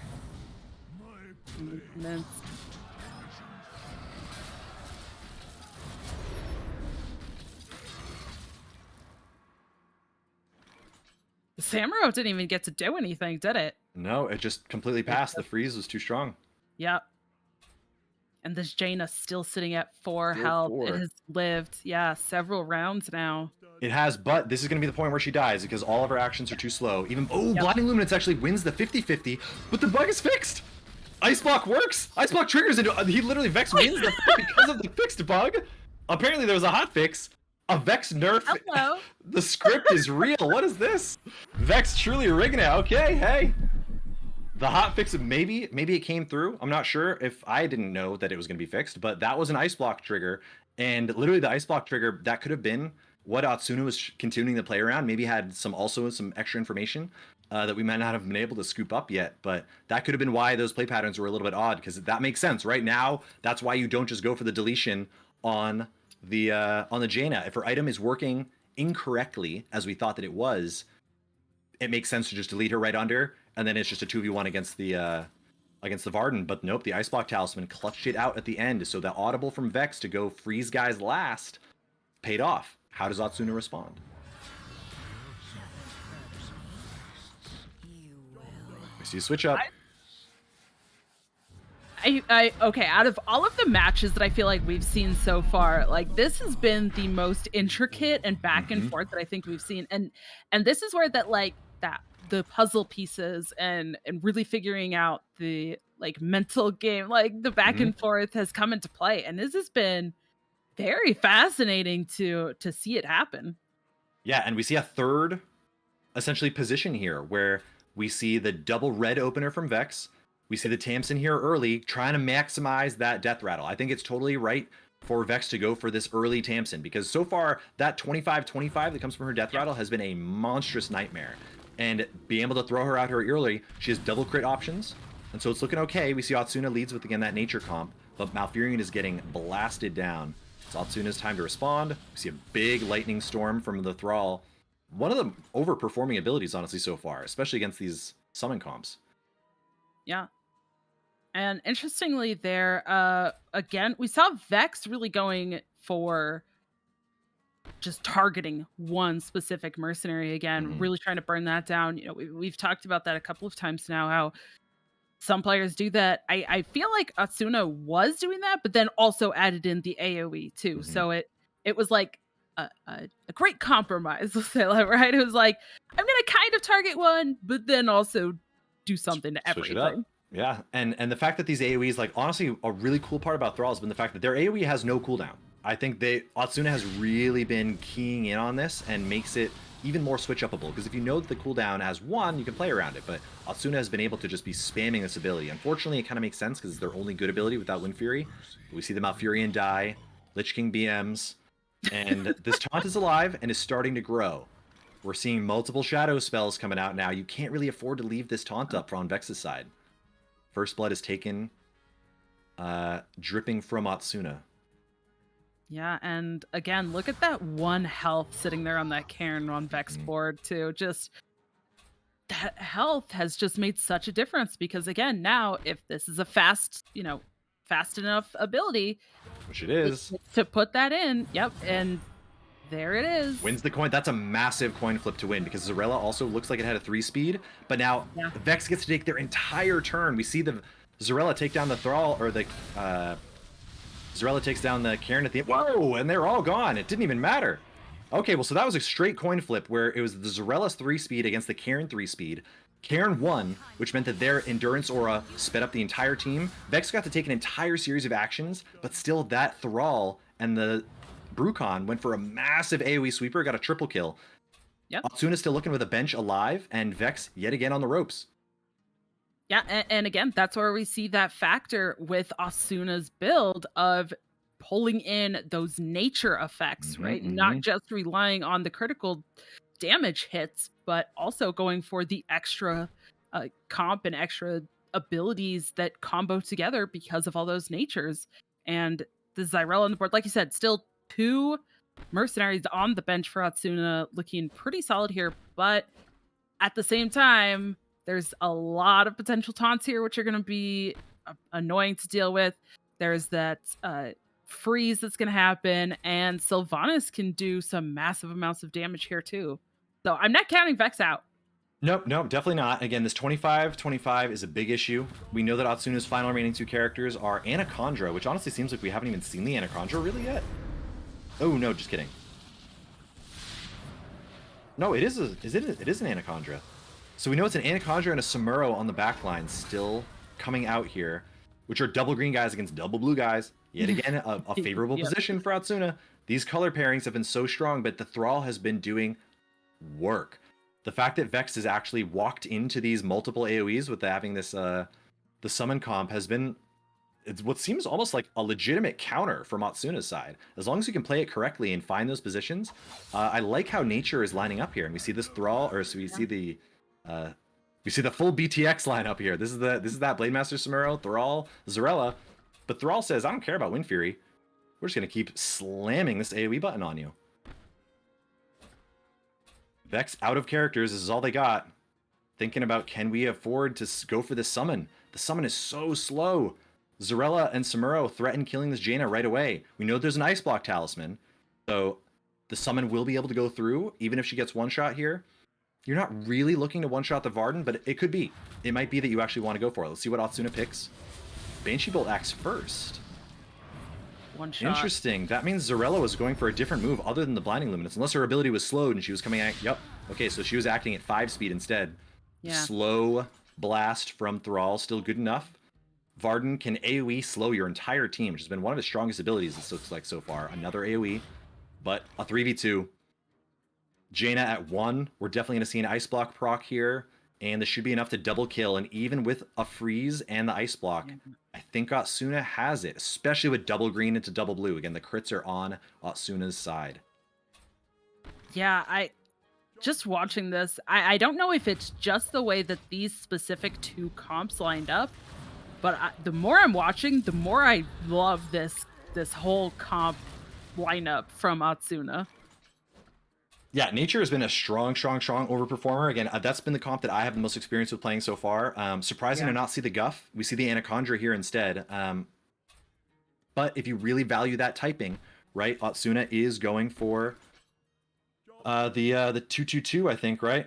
Yeah, Atsuna has that 222, and putting in the Guff does slant you towards casters. And so we see the Mirror Image coming out. Cute way to trade with the Jaina. No Ice Block Talisman there. I wonder if that was a bug or what, but we see Vex fall. Coin flipped the Ice Block to win the last fight, but apparently it's once per day? Unclear. So the cooldown is quite long, it would appear, on Ice Block Talisman, and Vex, Champion of the Discord, falls. Shadow Frost, looking like a great comp, might have met its match with BTX, but a surprising that Nature BTX, foregoing Wind Fury, just going for the AoE. GG's to Atsuna. Yes. But that does actually mean that Atsuna now moves into the finals versus... Fabulous. We didn't get to mention, because we were so wrapped up in that, but Karkar, that we did get to spectate a bit earlier, has also moved into the finals. We will have that finals match coming up here in a little while, but we still have to work through this lower bracket. So we are going to showcase some of those games as well and kind of build up the hype before we get to that finals there. But what are you expecting from some of these games? Are we going to see something different? So funnily enough, the Karkar and Atsuna that are through are both running that heavy Nature comp. Let's take a peek at what we have for the remaining comps. I'm curious to see how dominant Nature might have been. We see, yeah, Karkar and Atsuna in winners finals, and we are waiting on... We've got You Are Dead and Trepidation. Saphira is battling against Leaf. Leaf, the famous creator of the Team Builder Excel sheet for Mercenaries, which has been instrumental. Shoutouts to Leaf. Again, if anybody has gotten that Team Builder for me or anybody else, Leaf has been doing work on that. So Leaf is throwing down against Saphira, who we saw earlier, who's had a great losers bracket run. Trepidation is waiting for them. And so out of curiosity, let's see. Trepidation and You Are Dead. Trepidation is running what appeers to be... Yeah, that's Vex, who we just saw. Trepidation is Vex. So, The sneaky snake. He has... Okay, so just kidding. So Trepidation, we know. Yeah, we've seen a whole bunch of it. You Are Dead. You Are Dead also looks to be somebody else here under a different name. We see these player and their archetypes matching up slightly differently.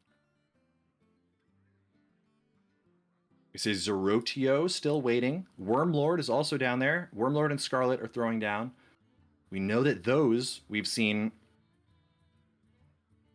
already. Yeah. Wormlord kinda has that mentioned kind of both. four-planted comp, but Yeah, yeah. So whoever wins there, I'm not sure where they're at in terms of their game so far, but whoever wins there is going to pair up against Zeroshio. Uh, let me look at what Zeroshio has Zeroshio's got a something a little spicy one. interesting. Yes, some demons. We haven't gotten to see a lot of demons really. Uh, No. not a whole lot. So that will be a very interesting one if we get to spectate that. Yeah, But yeah, Zeroshio we are. looking. Zeroshio has that Tamsin, which is an overperformer so far from Vex. But honestly, most people that wanted to play with that demon comp, you basically had to have the Diablo pre-order because Diablo's a big part of it. And then Jiraxis is really the gating legendary for this. If you didn't open Jiraxis, it's really hard to play demons. It looks like Zeroshio does have Jiraxis, and that Fist of Jiraxis set up a ton of multi-kills in some cases. So I would love to be able to get this Jiraxis. I hope we can catch that. We see Zeroshio's comp is Gul'dan, Tamsin, Diablo, Rathorian, Jiraxis, and Manaroth. So very demon slanted. Everybody looks good so far. And again, they're waiting for, we saw Scarlet already. Mhm. Scarlet is running that Samuro aggro, which again looks weirdly split as if it's everything. Scarlet kind of running, it's got the Vol'jin and the Samuro kind of semi-combo. It's got the Zarella and the Samuro. It's got a Diablo hanging out there. It's got a Garrosh, a Malfurion, a little bit of everything for Scarlet, which would be really cool to see if that menagerie type of comp really can kind of like push through. Can you rely on pure strength alone? Do you have to have synergies? There's only a bunch of little like two-part synergies in her comp, but might be good enough. And it looks like we might getting set up to actually go into that Karkar versus Atsuna All right. in that winners bracket finals. So whichever one of them wins would move into the grand finals, and then the loser moving down into that lower bracket where those matches are still happening off stream, getting everybody caught up that we were just talking about. But okay, let's talk about this then. Karkar, we've seen a little bit. Atsuna, we've seen. All right, predictions. What do you got? I'm going to vote for Karkar just because their comp is, again, the one that I probably have the most experience with in this nature comp that is actually almost identical to Atsuna, right? This is nearly a mirror. And Mhm. so at this point, it's just kind of picking based on, do you think that the one major difference is Karkar is running a Cariel and Atsuna is running with the Thrall? That's the big difference. Yeah. It's just a protector swap, 1-for-1. Yeah. So far, Thrall has been hard carrying, but Thrall's very good against critting all of those the caster heavy, or sorry, the fighter heavy lineups that we've seen. Just we've had that AoE be really impactful against a lot of summons. I'm not sure if Thrall will be able to be as powerful if they can't line it up against the Samuro or against the Anaconda. So that's going to be the swap that'll be hard to figure out. Can Cariel's taunt be strong enough to interrupt the Zarella Samuro? There is a turn 1 taunt from Karkar's side, right? So that could be a huge flux point in this matchup. Karkar knows that they can taunt on 1. That beats Samuro. If Atsuna plays around it, should they basically? If this where do the out levels go? So we see that Karkar does still go for the 1-2-3. So this is a super common opener, I think, from this comp, which is still basically BTX, but you have Cariel instead of Thrall. So you have an early taunt, a good against aggro. You have the Zarella plus Samuro one shot, and so here we're probably going to be looking at this. This Brucon is about to get lit up by Samuro plus Zarella here. See Karkar having to decide, do you just go for the death blow instead on the Cariel? It seems like taunt isn't very important, and they jam.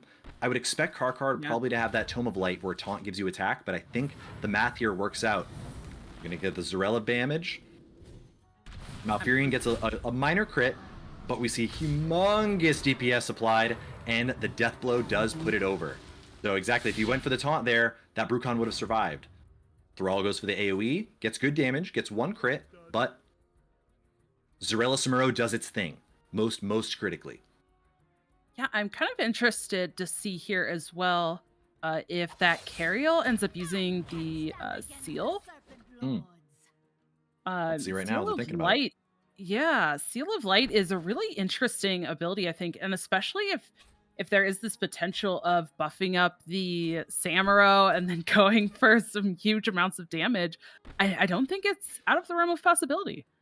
Yeah, no, definitely not. I think here it looks a little bit awkward because from Karkar's perspective, your Samuro really isn't doing that much here. There aren't any blue guys to crit anymore. Yeah. So you're not going to get this instant delete. I wouldn't be surprised if Samuro actually goes for something like the mirror image and that Cariel probably just taunts up to get the straight attack from her item. Okay, she does. She pumps up to 18. Yeah.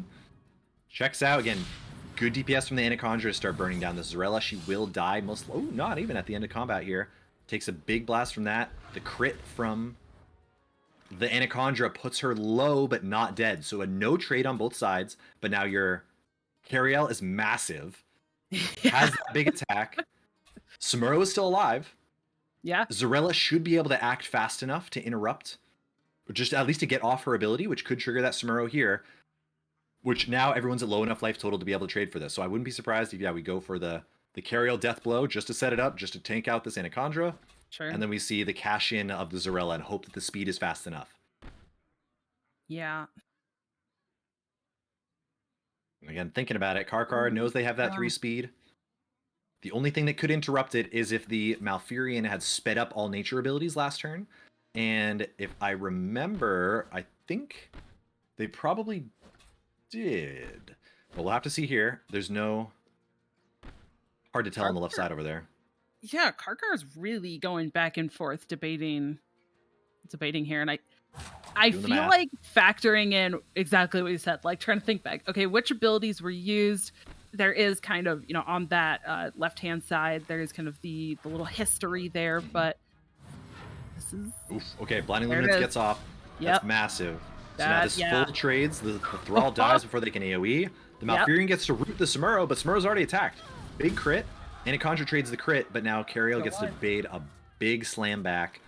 Samuro should be able to act very fast now here. Samuro should have priority. The only thing that would be fast enough is if Malfurion had sped up all the nature abilities, but we know they didn't. We know they went for the entangling routes. Definitely worth thinking about if they should have gone for the speed up, because now they're going to lose to the Samuro being able to attack here. This might have been a slip up from Matsuna in the semi-mirror. Cariel still alive, still just cranking away. Yeah, decent amount of health on it still as well. But what doesn't have a lot of health is the Samuro. Yeah. It is probably going to die here. Might try to do some crits or take care of something here, but I don't know if it's going to do enough before it dies. Yeah, Karkar could have potentially had that option to be able to have like the really fast mirror image or something, but they literally hadn't leveled it up enough, and so they could only go for a slower ability. Zarella clears it.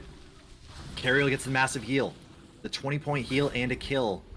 This Cariel has been undisputed, uncontested, basically this entire fight. You're not allowed to let Cariel live like this.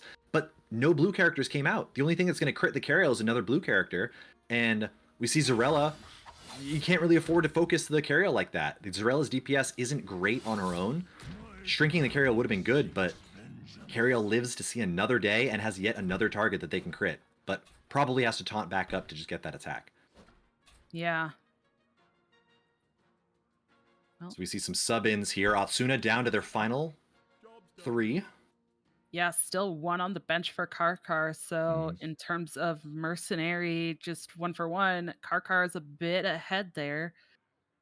But I feel like a lot of the really good resources are kind of already gone for Karkar. And Atsuna now sitting, even though there aren't any Mercenaries left on the board, I mean, Malfurion, Zyrella, Samuro looks pretty solid. Yeah, it definitely doesn't look bad. And again, this There's that taunt. the taunt bricks the Samuro though, which is real nice. Again, Cariel yet again overperforming. Have to go for the big Serpent Spike crit. The AoE is fine, and the AoE gets around and still managed to punch for 20. And so Atsuna has really showed us the power of AoE. I would say that's the biggest thing, the biggest takeaway from Atsuna's lineup is the Samuro having the highly leveled up AoE, and the Thrall with that big leveled up AoE has done a lot of work. Let him get around taunts, clear multiple minions. But now we see the strong nature lineup coming out of Karkar here with access to roots, full health Malfurion, AoE's still alive, Cariel still vibing. Yeah. Just been chilling the whole game, just kind of sitting there, Yeah. Oh, we see doing what a protector's supposed to be doing, right? Protecting, absolutely. but at the same time, kind of not, because again, those AoEs have gotten past the taunt, so maybe not protecting as well as maybe she could have, but now Yeah, we're at that 2-2.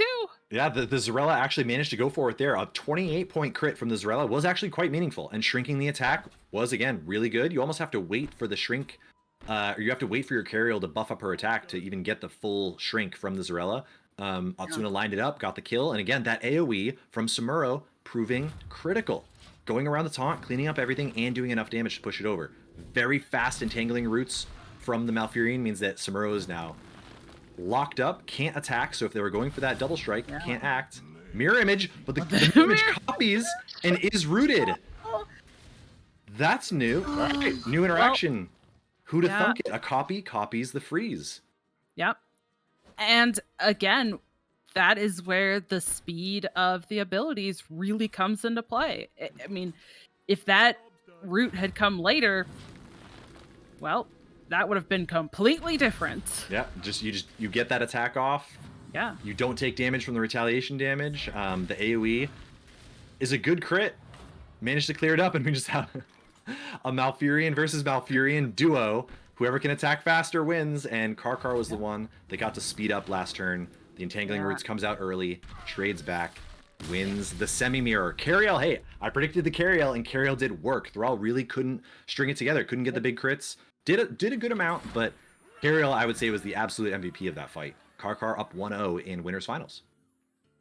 Yeah, and you talked about the impact of the AoE. I think that even though it did some work, it just some of the health that Karkar had on the board was just it made the Mercenaries outlive all of the AoE. So it took a lot more for Atsuna to even try to clear those, because having to use those AoEs, work with any cooldowns on abilities, it made it really kind of tough for Atsuna to actually work through everything as effectively as they would have liked.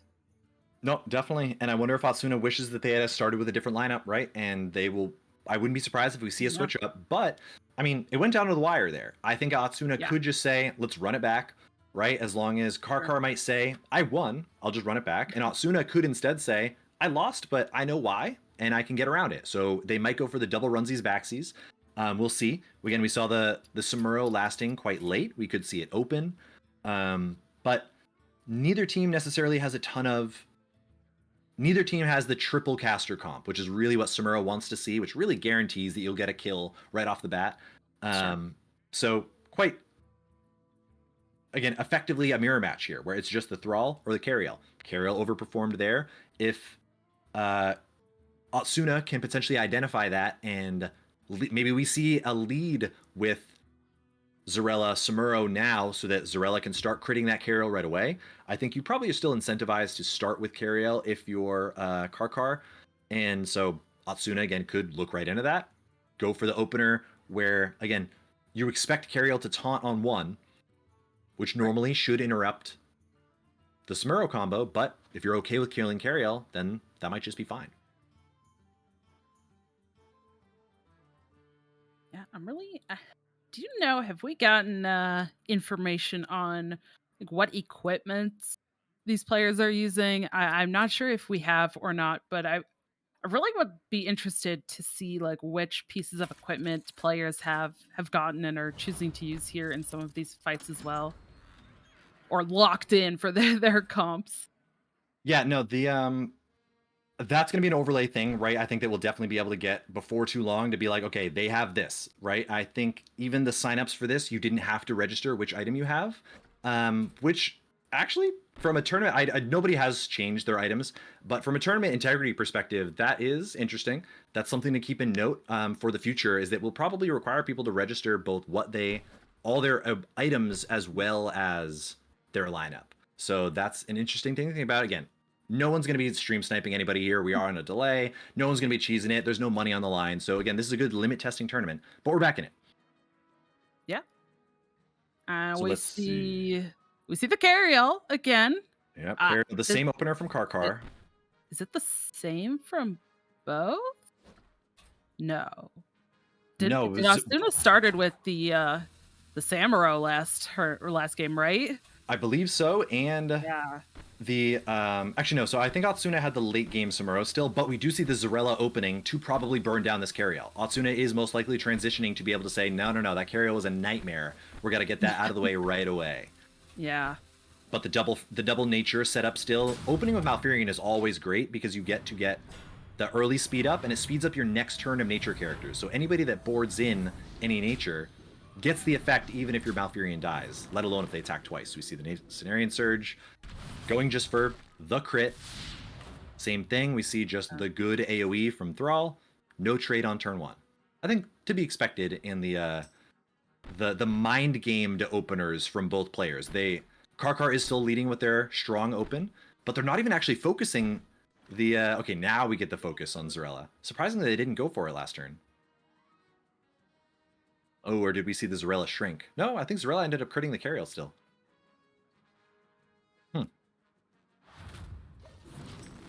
Yeah, also, I'm looking at, we see there that green, oh, well, now it's gone. But the attack on the carryall, it looks like based on that, I'm going to figure that Karkar is actually running the Tome of Light, which is a passive. While this Merc has taunt, it has +8 attack. So, being able to, like you said, start off with that turn 1 taunt and get the additional attack on it, I think that actually might have helped because then it's forcing the minions to attack, the mercenaries to attack into it. They're taking extra damage because of that passive added attack.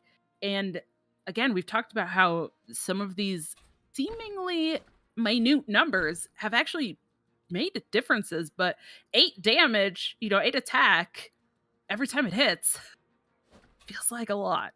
No, yeah, that's one of I would say it's kind of the best in slot item for carryall is the fact that you can have this taunt get a +8 attack steroid that comes off right away. Yeah, the number on it is very, very strong. I think some people might make an argument for taking the item that lets you, when you death blow and you get the heal, you heal everyone, but probably win more. I think most people, myself included, have been advocating for that Tome of Light. But we see some trades. Zarella is now in, and we take down the Thrall. The Thralls died. Double Protector death, so carryall did not get to survive for nearly as long this time. Let's see if this can flip the tide in Atsuna's favor. They are up a mercenary already, so that is something. Looks like Brucon coming out. Leaving that Anaconda left on the bench for Karkar. Yeah, I think actually Karkar has access to both Samuro and Anaconda. So this could be, who do you decide to bring in? Which fighter do you bring in to battle down the... Whoa, neither. Leaving both. Very interesting. I think that is unintuitive compared to most people. I think you see double blue guy there and you say, all right, I'm going to bring in a green guy, do as much damage as possible. They say, nope, we're going to go for... Our Malfurion is still alive. We're going to try to double down on the Brucon getting some speed ups. We still have the Malfurion root, which can be quite effective, but every character from Karkar's side doesn't care about a freeze, doesn't care about a root. So Malfurion might just be going for some AoEs here. Probably going to get iced by the double blue. So maybe this is just a double burn on Malfurion from both sides, which makes sense. Malfurion is the linchpin of both teams. Mm-hmm. Right. We see a Malfurion focus from one side and a Malfurion focus from the other side. Yeah, okay, so they're both starting to come up with some strats. Oh, okay, so Malfurion surprisingly traded, but it's because they knew they had the overkill coming with the chain lightning. So checks out, Atsuna, good trade. Managed to get away with their Malfurion surviving. You got to imagine that's a dub for Atsuna, though, again, still down 2 mercenaries.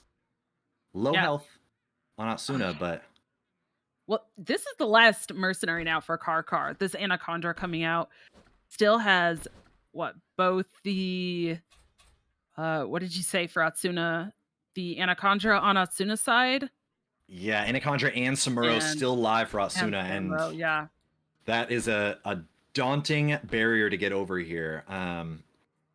Yeah. But again, this would be Atsuna making the transition well, right? They might have figured out how to squeak into game 3, and if they can just replicate this result now, they're going to move on to the grand final. So Karkar is essentially looking at this right away.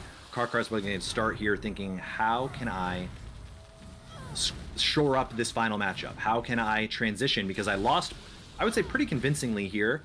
This is just going to be down to a 3v2 with Anacondra is not very good DPS. For a late game thing, their second amount of their damage triggers at the end of turn. So if you die before the end of turn, you don't even get to do full damage. This is certainly going to be spooky looking. We even have Brucon can trigger the Samuro double strike with the muddy footing. Most likely we're going to see this Brucon from Karkar just falling over right away, and then it's just going to be a 3v1. It's amazing how different this game feels from that first one, and I think it's like you said, that very early targeting of that carriel, just trying to get that off of the board immediately, so it's not in the way, it's not hindering what Atsuna wants to do, and it does feel like it's made a huge difference. Yep, I think very well played from Atsuna, and so far, again, I think they've taken the advantage back on their side. I think they've got momentum here.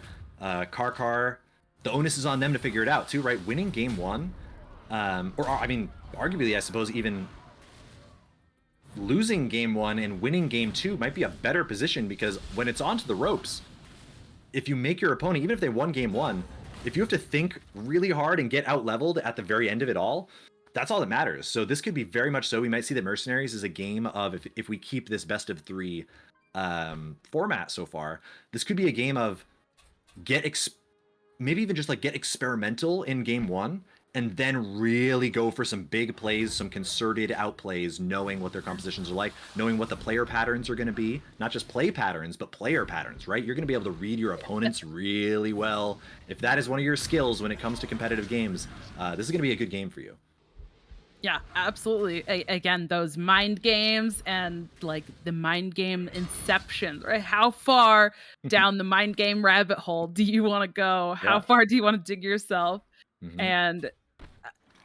And then on top of that, during the gameplay, well, once you've made that decision, one interesting thing about the way that these mercenaries work is you can't just switch mercenaries out whenever you want, right? So you put those first 3 on the board, and you gotta live with that choice you've made at that point. So yeah, the fact that going into play for Atsuna. So Atsuna does get the dub as expected. Just kind of had to grind it out there. I'm surprised that when you play your first mercenaries, like they're locked in. You can't pull them back or anything like that. So that's going to troll some people again. If you're getting into PvP, you get used to it in PvE, I think, to a certain extent. But definitely some punishments can get there. But yeah, the opener has changed everything.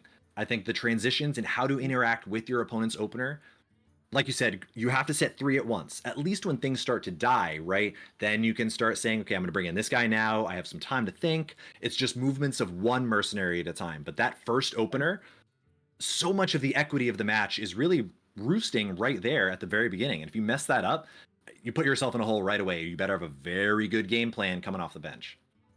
Well, yeah, I mean, putting those initial mercenaries on the board can impact the entire game, right? Because like you're saying, you could leave yourself a terrible spot if, maybe the critical damages don't line up very well, or one of your mercenaries that you're like, okay, cool, I'll start with this, and then one other thing will die and I'll pull something else out, and then all of a sudden the key mercenary that you had actually is the one that dies first, and then how do you take it from there? So yeah, it really is feeling like kind of those starting mercenaries, and on top of then the speeds of abilities as the game progresses, really are making a huge difference.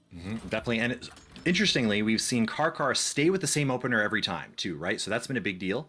But interesting. Okay, so this looks like we're going to be skipping over to a different game while we wait. We have Scarlet versus Arushio right now, which is down in the losers bracket. We are waiting for them. They are... What position are they at? Let's find out. Yeah, Karkar versus Asuna. We're still waiting. This is... So it came down to Vex versus Leaf on one side, And this is Zeroshio versus Scarlet. This is a little bit deeper. This is a couple rounds still away from losers finals. Zeroshio and Scarlet, like we said, Zeroshio is running the Shadow Demons comp, so we're actually going to see the demons in action here. We're already coming late into what looks to be probably game 1, and it looks like a Zeroshio win. We still have the Death Rattle on. Yeah. Oh, just a 10-10 though. The Death Rattle on the Tamsin. Just look at that summon gap. Vex showing the power of just spending the time to level up your abilities a little bit faster. But Zeroshio gets the dub. Yep. And again, against against Scarlet. Sumuro aggro on Scarlet. The kind of the rainbow comp here from Scarlet with the Vol'jin, Zarella, Sumuro, Diablo, Garrosh, Malfurion, kind of all over the place. We see that Zeroshio's kind of concise, tight Shadow Demons comp getting the win there.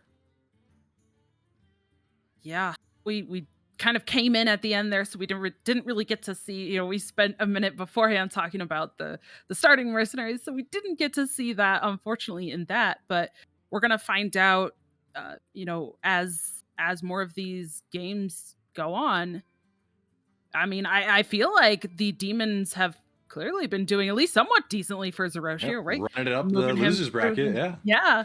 So it's gone pretty well. We haven't gotten to see a lot of the kind of demons at the top in kind of that upper bracket part, but doesn't necessarily mean that it's not good. No, definitely not. And it looks like we're going to be getting the Karkar. So that was, Yes. if we're going to update the thing there, it looks like Atsuna did clutch it out after all. No, it says Karkar versus Atsuna. Let's see. Oh, no, back into game 3. This is game 3 now. Oh, this is all right, this is the big one. Yes. This is the big one. I thought we were in a loser bracket here. Okay, so Atsuna, so same thing. Karkar opening with a switch up. Karkar flipped it up. They had a completely different lineup. They went for their backline instead. They have 2 different 3-piece comps, essentially. And they went for nature to open. And Atsuna went for the BTX opener. So Atsuna opted into the nuke your caster right away. But it looks like the nuke actually wasn't good enough. And Karkar escaped with being able to sneak that Brucon through the initial Zarella Sumuro onslaught. Getting the second action is massive. Yeah, we're gonna find out here. Okay, Brucon goes first. Muddy Footing is huge here. Double crits. Again, All of the crits. lining it up well. Goes for the triple crit. So Karkar is going for max DPS. Very legit. Trade damage here. And again, you talked before about the the whole board. Well, we just saw it there. Karkar got all of the speed in, so all of the mercs got to attack before Atsuna's board got to do anything at all. Yep, definitely important. Yeah, that 5 health or whatever remaining on that Brucon was a deal breaker. And probably because the Thrall had to go for an AoE that didn't really get a good crit, right? If Thrall had Wind Fury and Doomhammer there, you just punch that, you just punch anybody and they just fall over. But not having access to the Doomhammer really kind of guts their initial action. Brucon gets the second act, nature comp. The nature opener proving effective here. So I think ultimately you're really, if you're Karkar, I think you're happy with that, the way that initial trade went. And the overperforming Cariel is back. Can Cariel still be good enough here? No crits on the, oh no, they do have the crit kill on the Sumuro lined up, but the attack from Cariel will act slower than, ooh no, goes for taunt, okay. Yeah. Atsuna goes for the mirror image, gets blocked by the taunt. Cenarian Surge is just value exactly lethal. That makes sense why the taunt came out instead. Big Chain Lightning from the Brucon. And the bleed from Anacondra ticks again, but the Chain Lightning was powerful enough to take a 2-for-1. Yep, yeah. That feels huge when you can knock out 2 mercenaries with one swing, especially when it's just one ability. Yeah. Then it's even more effective and more powerful and valuable. And now we're seeing that huge discrepancy again. Atsuna going to have to bring one of these mercs out on the board, but Karkar now has all of the mercenaries on the board, nothing left on the bench now. So this is it for Karkar. Karkar has to close out the rest of the match with what's on the board. Yeah, this is game 3 for winners final, or for moves on through winners finals here.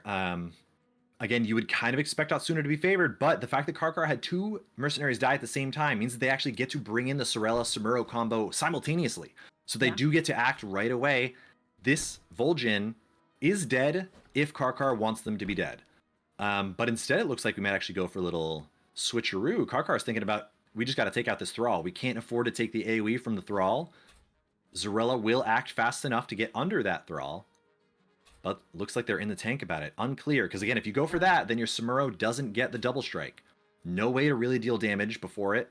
Samuro might have to go for the mirror image instead, which could be fine. Right? Won't take retaliation damage. And maybe you just take the Samuro and go for the mirror image and try to crit that Vol'jin. Yeah, Karkar opting for the crit. Yeah.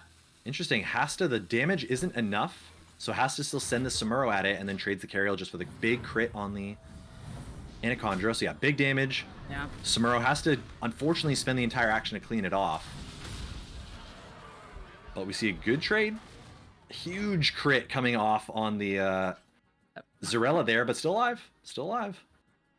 Yeah, still alive. Decent amount of health on Karkar's board here, but I do like the direction Karkar went there, just trying to knock out, again, this is it for Karkar, right? This is all that's on the board. Mm-hmm. So trying to eliminate, target single down one at a time, those mercenaries from Asuna's board, I feel like makes a lot of sense, trying to just whittle that down, bring that last mercenary off the bench onto the board, kind of create more of that even board. But like you said, the Zarella and Samuro might be able to start picking away at these last remaining mercenaries on Atsuna's side now. Yeah, and Atsuna has found their way into the full nature comp, right? So they have the... Karkar started with nature. They get the Brucon kill. The double strike was too insane. Cariel gets to punch and gets the death blow heal, so they survive this AoE as well. They would have died at 1. This would have been just Brucon versus... Or sorry, this would have just been Samuro versus Malfurion, while Malfurion gets to crit the Samuro. That could have been it. But the fact that they get the death blow on the Cariel, the late game Cariel actually survives at 1, couldn't get burned down. Now this 2v1 could be too much for Atsuna to deal with. Yeah, just that single Malfurion now. And Malfurion can do work, but I don't know if it can do it here in this situation all by himself. Yeah, Karkar has to make the tough call of, do you try to go for the double strike? But if Atsuna roots you, then it just completely whiffs your action and you get a gigantic crit on them instead, and the Samuro just doesn't get to attack. I think Karkar is kind of priced into going for... Oh no, no matter what, he has to go for the AoE spin because the root will stop it regardless. Doesn't go for the root. Cenarian Surge to go for a fast one next turn instead. Seal of Light for a little heal on Cariel herself. Interesting. Let's see how this ends up panning out, because Karkar could have gotten in a big punch there, otherwise healed for a borderline negligible amount. Mm-hmm. Even just taunting there would have been able to give you a more flat damage instead if you wanted to go for damage. But now, I think Karkar maybe is just saying, as long as I heal, I'm fine. That could have been an angle, that could have been a thought process there, that we're just in the 2v1, just don't pun. Just don't pun. Yeah, and there's that taunt coming out now, and the root going in. Root does stop, and so it trades, and so you basically got a full free turn. But I think now you see way too much health, way too much damage on the red versus red mirror match here. Even if the Samuro were to die, which it probably will here to the Malfurion. Yeah. The Cariel is gonna smurf it yet again. Cariel hard carried this mirror. I would say pretty straight up. Yeah, and there was that speed too, going for just the fastest ability that Samuro had to try to just hope that speed was good enough. Yep. And it did get the attack in first just to help whittle away some of that health there. So that's just going to make it even easier for this Cariel to close it out now here. Ooh, but technically they traded back the root, but now the root is on cooldown for the Malfurion. But the problem is that the Cariel managed to lose the flat damage buff because their Tome of Light ran out. Unfortunately, Malfurion is at just enough for the 14 to get there. Retaliation damage, not enough. GG's to Karkar into grand finals through winners. Yes. Well played. Very hype mirror match, honestly. The fact that the mirror match with a 1 character difference was that interesting, that back and forth. We saw Karkar lead both game 1 and 2 with their Cariel, Zarella, Samuro lineup. That's what they've been opening with, it seems like, for the most part. and they had the nature on the back line. They won game 1 with it, so they got the cheese right away. Atsuna had the counterplay for game 2 because Karkar went for the same opener. Karkar transitioned for game 3 and clutched it out. So very well played to Karkar. Let's see if Atsuna can run it back. We're going to cut over now to the losers bracket where Zeroshio is still trying to scrap against Scarlet. Yes, and it looks like we did actually catch the first game where Zeroshio took that point, but it looks like they have now put it up to a tie, and we're jumping into actually game number 3 here. So they are 1 point apiece, and we're jumping in mid-game. Looks like there's still a few mercenaries on the bench for each player, though, so not too far into the game here. Yep, only 1 loss for Zeroshio here. Some damage has been dealt. Draxus is here. Again, this is so we're getting our demon vibe. Oh my god, is that over 100 health? Yeah. On the Garrosh? Yeah, some of those can get a lot of health there. Yeah, that's a huge taunt. That is gigantic. I mean, this is that. So Scarlet here is running just what looks to be kind of a two-piece kind of combo where she's got the Garrosh and the Samuro. They've got the Zarella and the Samuro. They've got the Malfurion and question mark. The Malfurion looks to be there just for the roots. That could be totally legit. Again, the Vol'jin also seems kind of out of place. Kind of a bunch of interesting synergies from Scarlet's perspective. But again, making a loser's bracket run here with potentially a comp that is too hard to play around. Yeah. And we talked about Zeroshio on the demons. Ooh, that crit going in. Oof, wow, huge damage. Yeah. Huge damage. Okay, so there's a Diablo still left here for Zeroshio. Yeah, Diablo and Tamsin. You know that double green guy is coming from Scarlet, so theoretically your Tamsin wants to hang out until the very, very end to just try to take out some green guys if you can. But this Garrosh has gotten a ludicrous amount of health with just... I want to look up their stats again. Yeah, it's gained 10 health for every enemy character. You don't even... They're just completely foregoing the orc synergies here, which is really cool. It's just a flat gain 30. How do you deal with me? This Garrosh is proving just absolutely monumental to Scarlet's lineup here. It's just too hard to get through. Yeah, and I think that's why we also saw Zeroshio bring in the Diablo as well, right? There were two casters on the board, and Diablo, it's been a little while, so that Fire Stomp is available, and we saw that it was able to clear up some of that even beyond that taunt. So I feel like Zeroshio was kind of already planning ahead for that, but now the Diablo for Scarlet has come out as well. Yeah, both have access to Apocalypse here, so that's really going to be to see. I would expect Apocalypse from both sides, honestly, because we get the guaranteed crits. So Howl of Terror from Manaroth, shrinking all the attacks. Horde Strength, gain another 30. Another little Shadow Weakness with a fat A. Whoa, big Fire Stomp. Huge Fire Stomp. Yeah. The Diablo BM. So we're seeing Vol'jin. The reason Vol'jin is here is because... the double Diablo speaking, that's funny. The Vol'jin was just an insane AoE tool. Yeah. Just the fact that Shadow Weakness plus its own AoE is just strong enough. Honestly, no other combinations with from Scarlet's Shadow damage. There literally isn't another Shadow damage character on there. There isn't another comboing orc with the Garrosh, really, other than the Samuro.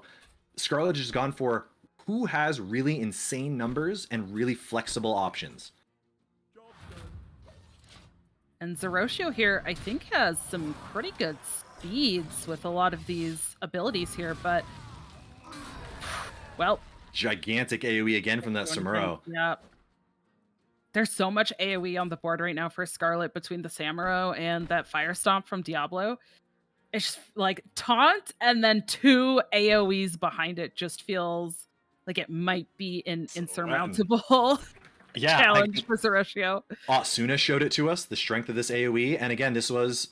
Atsuna kind of overperformed. That Thrall was overperforming against Vex's Shadow Summon comps, and Zeroshio honestly has a relatively similar comp here. We see another Shadow Summon from Tamsin, and Blademaster Samuro is essentially doing that AoE along with the Diablo instead of a Thrall. But Diablo's looking pretty good here. We had the Vol'jin AoE too. Scarlet has a lot of AoE, you're right. Yeah. Well, Zeroshio down to just this Tamsin. I don't know what the taunt is going to be at this point. I think it could be a 50-50, and it wouldn't be good enough. Uh, Yeah. Hey, I mean, for a Hey. game 3, this was dominant from Scarlet's position. I mean, kind of like we saw Cariel run away with it. This is Yeah. an insanely strong argument for Garrosh, just for value Garrosh. We're going to see the token dropping, Yeah. and Zeroshio falls in loser's bracket. Scarlet's run continues. The "my numbers are better than yours" comp is just proving itself. Yeah. Absolutely. And again, it felt like there was a lot of setup back and forth from each player there, right? Zeroshio bringing out that Diablo to come up against the casters and push around that taunt, but then Yep, well Scarlet played. coming out with their own Diablo, and she's managed to get a ton of AoE. The crits there with the AoE were huge. Yeah, and this is something that you were talking about before too, is like how do players kind of focus their game plan? Do they go for a burn your kind of point DPS target? You just focus everybody on one and try to take their action off the table? Or do you go for, how do I just maximize my damage? At the end of the day, every mercenary composition, you can add up their health, add up their average heals, and say, as long as I do whatever it is, 500 damage, I will win the game. So if I can just maximize my actual DPS per turn, that could be a winning victory. Do certain archetypes try to focus on that strategy instead? Does control try to focus on just snipe your critical pieces and then grind you out? Does aggro focus on highest DPS per fight? Honestly, again, we're starting to see some inclinations here. What would you say that has there been a trend in either direction in your mind? I feel like we've seen a ton of just AoE, and I think we've seen a lot more targeting down one specific mercenary to kind of take something out more than I was expecting. Okay. I think I Yeah. was expecting a little bit more kind of going off of the critical damage hits, trying to Right. get those in, but especially very early in the match, it does seem like people are really trying to target down one specific mercenary early on to get it out of the way, get it out of there so that the rest of their comp or their strategy that they're going for can start to do what it wants to do.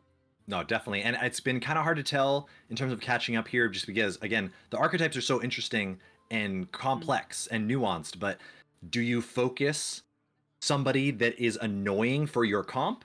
Or do you focus, if you're going to focus someone, do you focus, yeah, the one that will hurt you the most? Or do you focus the one that will help them the most? We haven't really been able to figure out that narrative just yet in terms of what are the focus patterns. But I think you're probably right in saying that, like we were saying before, the opener is massive. Putting out 3 guys at once is saying, that's a statement, right? That is saying that this has a power play to it. I'm putting this out here for a reason. And so if arguably the characters that you're most excited to snipe should be the ones from their opener. So maybe we see these burnings happening only in openers, and then everything starts to transition as you escape the opener. But I think, as we've definitely noticed, who you open with is game changing, set defining, especially because that's going to be the thing your opponent remembers, right? They're not going to be able to have a good memory of going back and saying, oh yeah, they led with these 3, but then their 4, 5, 6 options were BCA. Like, people are going to forget that. That's going to be, you should be writing that down. Anybody playing in any tournaments, like, write that down. What were your opponents? How were they boarding? How were they lining these up? Or how did you line up? And then how did they line up? Because the more information that stacks up, the harder it is to memorize, the harder it is to remember. And that's part of why chess is so difficult, right? The positions that come up every single game are so unique, so diverse, and it's going to reward the player that has more reps. It is going to reward the player who has played their deck against everybody else more than their opponent. And I love that, honestly. If this is a skill expressive game, let's have it. Yeah, absolutely. Well, and I feel like that's also where the format kind of comes into play. Again, we talked about, so huge shout out to No Pros here who organized the tournament, and Poimlok has been on the production, doing a fantastic job jumping into games for us so that we can see what's going on and jumping between these screens. Uh, Definitely. so the format for this is just a lock in your 6 mercenaries, so 1 comp, and then it's a best of 3. So I feel like there could definitely be experimentation as well of bringing multiple comps, or the same comp but maybe it's just a 1v1. I'm not sure again how all that would work, but yeah, there's all these different layers and aspects that these players have to think about. And as these players have gotten further and further into this bracket, and as we've seen more and more matches, I think we're kind of starting to see a little bit of that back and forth, or those Mhm. strategies Definitely. for this specific like tournament, right? The specific way that these are coming across. But in a future tournament, if they have to bring several different comps, they're going to have reps with those multiple comps and not Oh just my god. one, which yeah, I mean that's just like right, That's that's just crazy. infinite number of possibilities there. Truly. So it's like it's really interesting to look at. And like I said, maybe if these players are like writing down what's happening, or then even once they get into game, they have to consider those things. And I mean, these actions happen fast. Yeah. We're having to like spit things out, right, to keep up with this. And they might maybe miss something, or not remember, oh shoot, Diablo just used this thing, or the Lich King just used that mortal coil and now it's on Mhm. cooldown. And all of those things could be very important, because yeah, knowing if an ability is able to be used can factor into what you want to be doing. Yeah, I guess that's a hope for a potential like deck tracker kind of thing, is that for some reason you could have like a better accessible like history, like you were pointing out before, is that that left bar does technically show you the history of the abilities, but they Yeah. happen so quickly, and honestly that history bar can't hold Right. like that many actions in many cases. Like very quickly you'll just be like, wait, I don't even know what I did on my last turn, let alone my opponent's 2 turns ago. So a deck tracker that could show all your opponent's abilities and keep tabs of everything that has happened, I suppose as long as it just shows what is off cooldown or on cooldown, that would be good enough. But we're back in it again. We're going to be running up to losers bracket, still trying to finish out losers bracket. We are getting closer to a Karkar versus Who final. But Scarlet has been running it up with this kind of, again, almost like I kind of loosely recalled it a menagerie comp, but it has Right. basically the opposite of what Karkar's comp is, the opposite of what Atsuna's comp is, where they have just a number of very powerful mercenaries. And we see the straight BTX coming out of You Are Dead. Actual, this is a full BTX. This is our first official real BTX. Thrall with Doomhammer. That means that You Are Dead was one of the very few lucky people who didn't get bugged on their task 5, went to task 7, knew that they were grinding for the tournament, and they are running it up losers bracket. So that's an awesome narrative to see our first official super beatdown comp. Watch what this Thrall is about to do. Yeah. Samuro, one shots. Diablo, one shots. They had characters, and now they don't. Yeah, yeah. I this is going to be really difficult for Scarlet to deal with. I think I'm not sure how Scarlet answers this.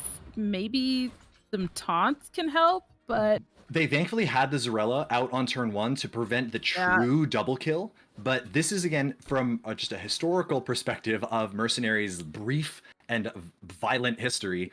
BTX was essentially the patient zero of the theory crafting in the Discord, right? You started to look at it and went, wait a minute, Thrall with Wind Fury does way too much. And we're seeing the impacts of that here. Zarella plus Samuro, as everyone's come to learn, is very strong. Look at this. Bang, bang, gone. Zarella is a good counter to it, but you need taunt. Taunt came a little bit late. The Wind Fury overkills as well. You don't see that with Samuro. Thrall double strikes. If you kill someone, you attack again. And just the DPS is unbelievable. We've already gotten... yeah. The Scarlet's down to... She's gotten 3-0'd. You Are Dead has lost 0 characters. And from this position, you just gotta hope that there's a counter across the table. Thankfully, looking slightly into the future, Cariel, taunt on turn 1. Malfurion, multiple roots. We could see these nature comps clashing against BTX in the finals, but Scarlet is looking spooked here. I'm not even sure, like you said, what are her options? We finally see Thrall going down, but I mean, the damage has been done. Job's done. Well, What can Scarlet? I mean, Scarlet just has to sit there and and wait for this. Yeah. Does it matter for You Are Dead what comes out here? I mean, I feel like there's such a huge lead that it almost might not matter what comes out. Yeah, I think you have to, if You Are Dead, if you are dead, then I think you start thinking about, okay, how do I possibly lose, right? It's one of the favorite positions that you can get to in Hearthstone, where you just go, Yeah. this is unlosable, right? Like, what? Let's go down the train tracks and figure out what do I have to punt. If it's nothing, then I probably honestly just start thinking about mind games. I think you just start trying to get in their head.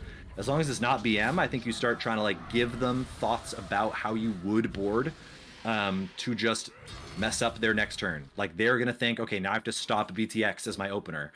You can also hide who your mercenaries are to a certain extent. You can hide some of their stats. Like, I think You Are Dead starts to do some cheeky stuff like that, because it is just all but locked up from this game on. Yeah. 56 attack, 61 attack on Samuro, by the way. No big deal. Oof. How does Scarlet respond? Scarlet has, I mean, let's see. I don't know. I probably, like you said, gonna have to think about those initial starting mercs for this game number 2 and see what happens from there. I don't see it. Yeah, I mean, so looking again at Scarlet's comp, they have access to Vol'jin, Zarella, Samuro, Diablo, Garrosh, Malfurion. Malfurion is great at countering Samuro, Zarella, like some of the BTX stuff, because they have that root, but it's slow, Sure. right? It's got a 1 cooldown. Right. Yeah. Like, to be able to get that was why, again, from that historical perspective, everyone was jamming BTX in theory comps, because if you couldn't stop it, you just got run over. The best ways to stop it were turn 1 taunts, because then you could disrupt the 1-shot and the 2-shot and just instead sacrifice a taunt. But Scarlet doesn't really have a sacrificial taunt. Yeah. The good thing is that she does have they do have the good, like, Zarella helps counter Thrall. You can shrink Thrall's attack to almost nothing. So I think you're probably forced to run the Zarella, but the problem is Zarella gets 1-shot by Zarella from the other side and Samuro. So you can trade your Zarella for their Thrall, but You Are Dead just says, nope, no change. And Scarlet does make a change. Doesn't lead with the Zarella, which is interesting. Takes away a lot of the good crits. So Samuro is no longer one-shotting anyone. There's taunt, like you mentioned. There is taunt, though. but it's slow. It's a turn 2 taunt. It is. Which is tough. Truly, the difference is game-breaking. Diablo, maybe? Oh my gosh. I really am struggling to see what Scarlet can do here, because I think even trying to go for any strategy that we've talked about, right? Like trying to target down one of the things, I just don't think it's enough. I don't think it's going to happen here. Yeah, I mean, this is again showcasing the power of the definitely potentially nerfable Doomhammer in particular, right? Like, if you can kill one guy. If you kill Thrall, Samuro's still alive. If you kill Zarella, you still have Thrall. If you kill Samuro, Zarella and Thrall are still just a nightmarish combo. Like, you can't kill 2 of them. Even if you're playing your own BTX mirror, then things start to get like a little interesting, but you really need taunt on 1. And if you didn't expect to run into BTX, which I think was very fair to say, I think most players should not have respected BTX in this tournament, but You Are Dead said, you want to bet? And they grinded and they got there. They had the foresight basically to just say, I'm going to focus on grinding it, and they did it. See some trades. Again, the taunt came up. The taunt was fast enough to save turn 2, get the big heal. Zarella actually looking to use the never touched flash heal option just to try to live through, see if you can get this Garrosh to survive a little bit more. It almost looked like Scarlet was targeting or trying to target down that You Are Dead Zarella. But okay. I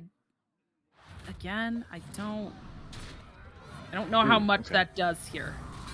Yeah, they still get the trade, still get the kill. Yeah, the heal has to target herself, and then the retaliation damage at least trades for the Thrall, I guess. But again, you're down to a 3v5. Yeah. And this also, so You Are Dead's backline. This is again another thing. So BTX we know is extremely strong, right? That opener is nuts. What do you put on the backline? We see that You Are Dead, honestly, Their name is slightly different than what it is on Discord. So let's see. They have a Sylvanas, among others. So this could have been, I mean, this could just be triple banger in the backline, right? Like, the way to...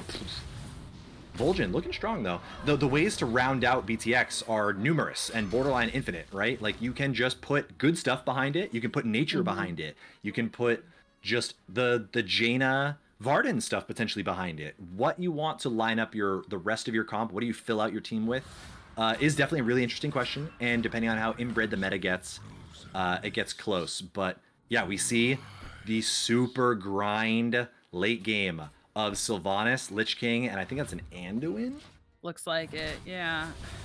So that is just a disturbingly good end game on top of the disturbingly good opener, right? Like, this is probably one of the de facto best comps that is just so punishing.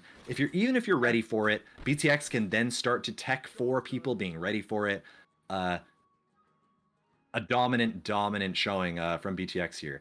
Again, Scarlet got them down to a 2v3. You can clear off the like, you have the crit from Malfurion onto the Sylvanas here, but basically doesn't even really get to act, and they just get schmacked down.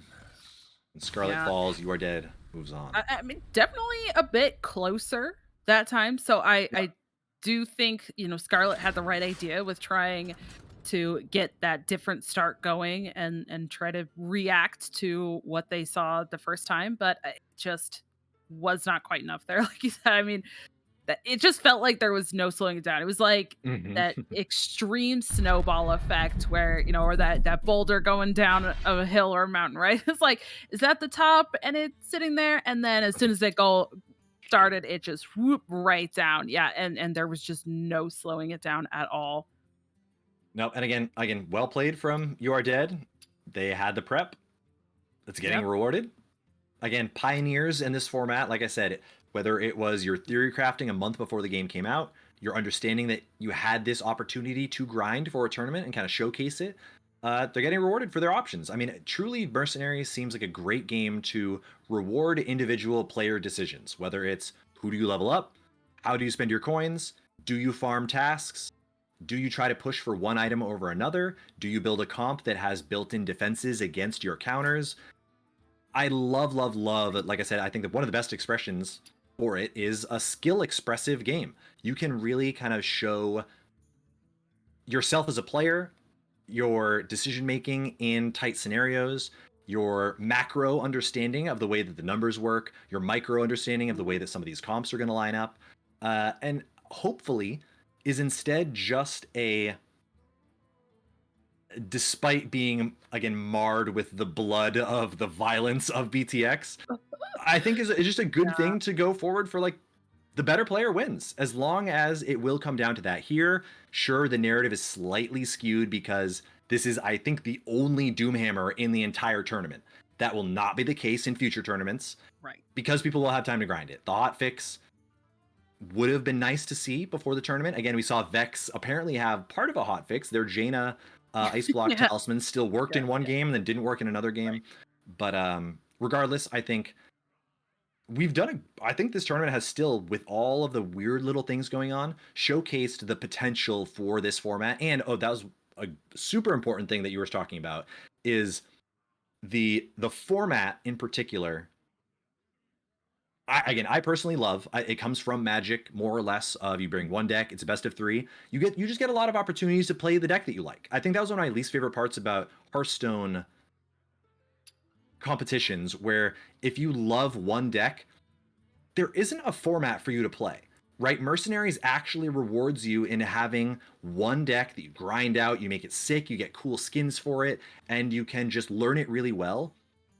Double elimination I also really like. So I think this format is good, and I think it gives people that opportunity to find these edges. Like you were saying, I think this is probably going to be one of the better formats. Again, that is another thing that we're limit testing. Who knows what Blizzard decides for the real format, but I think we're making a good case for one deck, best of 3.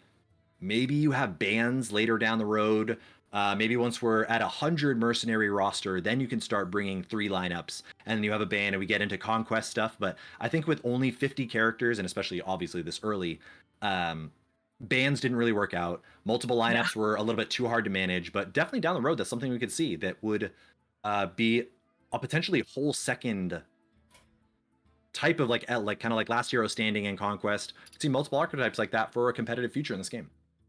Yeah, absolutely. And you mentioned also the double elimination, which I personally love as well. Just to give that extra little chance. And so we are going to be jumping into the next game, which is You Are Dead, who we just saw taking on Leaf, and the winner of this is going to go into that finals of the lower Against bracket Atsuna? there. So yes, against Okay. Atsuna. All right. So winner of this versus Atsuna for that third place, and then after that, we'll get to find out who is going to pair up for that grand finals. But yep, there we go. Same deal. BTX makes its trade, but again, Leaf doing a good job of not like being able to kind of stop the hemorrhaging a little bit.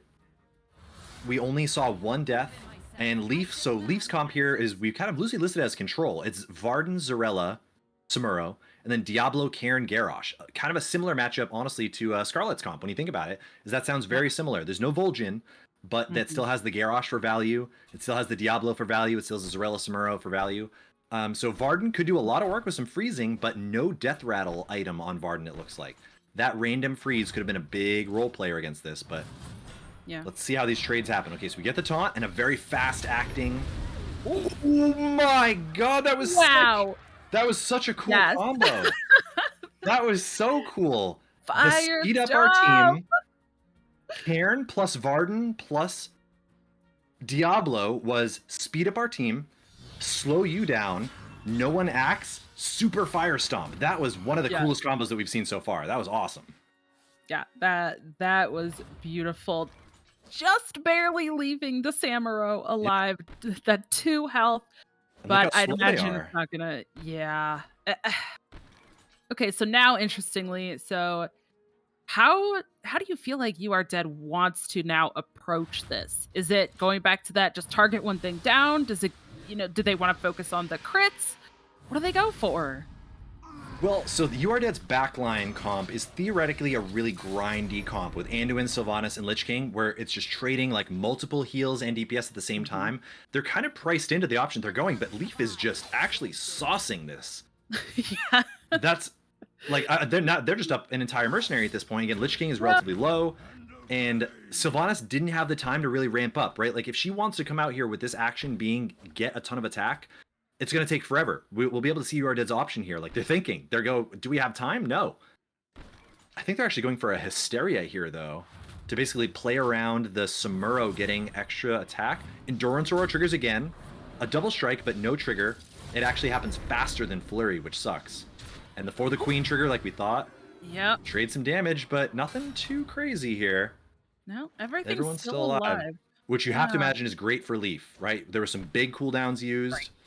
The Hysteria managed to trade, but Leaf is still up a mercenary on the back line. Leaf is sitting on Done. Garrosh as their final mercenary. Interesting that they waited this long. I wonder if they have a Makgora spect Garrosh instead, where it goes for this fight to the death, and you put them to a low life total, and then you get to that position instead. We saw Scarlet instead using Garrosh with the get extra health item, but yeah, no, this is just a straight. This is a cleanup. Sylvanas honestly has been underperforming for me. Yeah, it really has. concede. And another interesting thing there too is that last round there, You Are Dead really looked like they were lining up for the crit damages, Mm-hmm.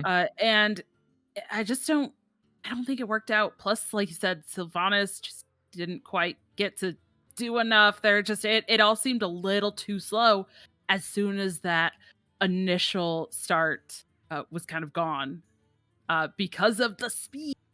Yeah, which that turn came 2 out of the was gate. so cool. Like that's one of those Fire things where like once people get used to it and get used to seeing it potentially, then they can recognize it, right? But I didn't recognize that was about to happen, and it happens like that. So well played from Leaf. That combo is nasty. Seems like it had a good matchup here. Again, the taunt performed. And then, yeah, Sylvanas just really didn't get time to ramp up. You really want multiple deaths. You want to get down to a position where she can hide behind a taunt, but she was just exposed right away. You Are Dead runs it back out. Looks like Leaf does too. Yeah, same start, Yeah. which Leaf says deal. Yep. Leaf says, Absolutely. show me what you're going to change, because that wasn't good enough. Zarella counters the BTX to start, which is amazing. Great inclusion from Leaf's perspective here. Drink Thrall, he does nothing. But we see a focus for Cairn this time. But it still survives. It goes to what, like 5? Yeah. We get to steal Endurance Aura right away. The same combo is going to happen. Even with the full targeted focus, Zarella let... Leaf's Zarella let Cairn survive to counter BTX, and now I don't know. I think we should see the same super combo Fire Stomp here. Let's see if we get it.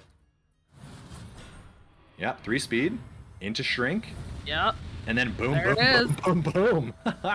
Okay, so not a full double kill this time. Yeah. Oh, the crit on to the Zyrella. Leaf Zyrella sitting pretty low here. That Low but alive. Yeah, might be a little bit better for You Are Dead than the previous game here. Yeah. Yeah, I think their focus changed. Now that they realized that this turn was coming here, they got to finagle to a position where they just weren't at 0. I think Leaf might have also changed who they uppercut struck with their Cairn, though, which might have made a difference. But so we see You Are Dead goes to the... I think they had a Lich King subbed in this time instead. Now their lineup is slightly different. Again, double blue, which... Double blue does not line up very well against this Diablo at full health. I think you can just rip... Can't Fire Stomp again. Diablo's probably going to Apocalypse here. And I'm certainly... You're looking at this Anduin to get Apocalypse just because they're the highest health, but Samuro is still sitting there. You have to deal with the Samuro somehow.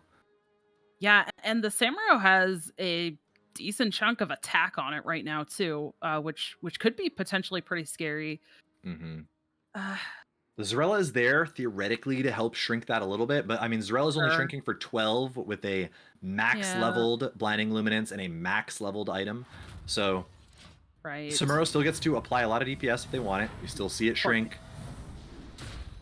Ooh, we get the Zarella crit, but not going to finish off the Cairn. I think they could have actually had the option to, but they go for the double kill instead. Yeah. Checks out. But again, from Leaf, you're stoked, right? You managed to burn through multiple different mercenaries. Again, it looks like they just got 2 for 1. But Leaf knew that 2 for 1 was coming for a while. They're just saying, okay, like, let's go. Let me get to my next guys, because the train is still running. This Diablo is here. I think Diablo went for just a Doom charge. I don't think they Apocalypsed. One of the problems with Apocalypse from Diablo, the ability that says they take crits from everything, is it's slow. It's a 6 speed. It's kind of hard to line up a competitive ability that follows that Apocalypse. So Fire Stomp has shown itself as the wide and away the best option for a reason to play your pre-order Diamond Diablo. Yes.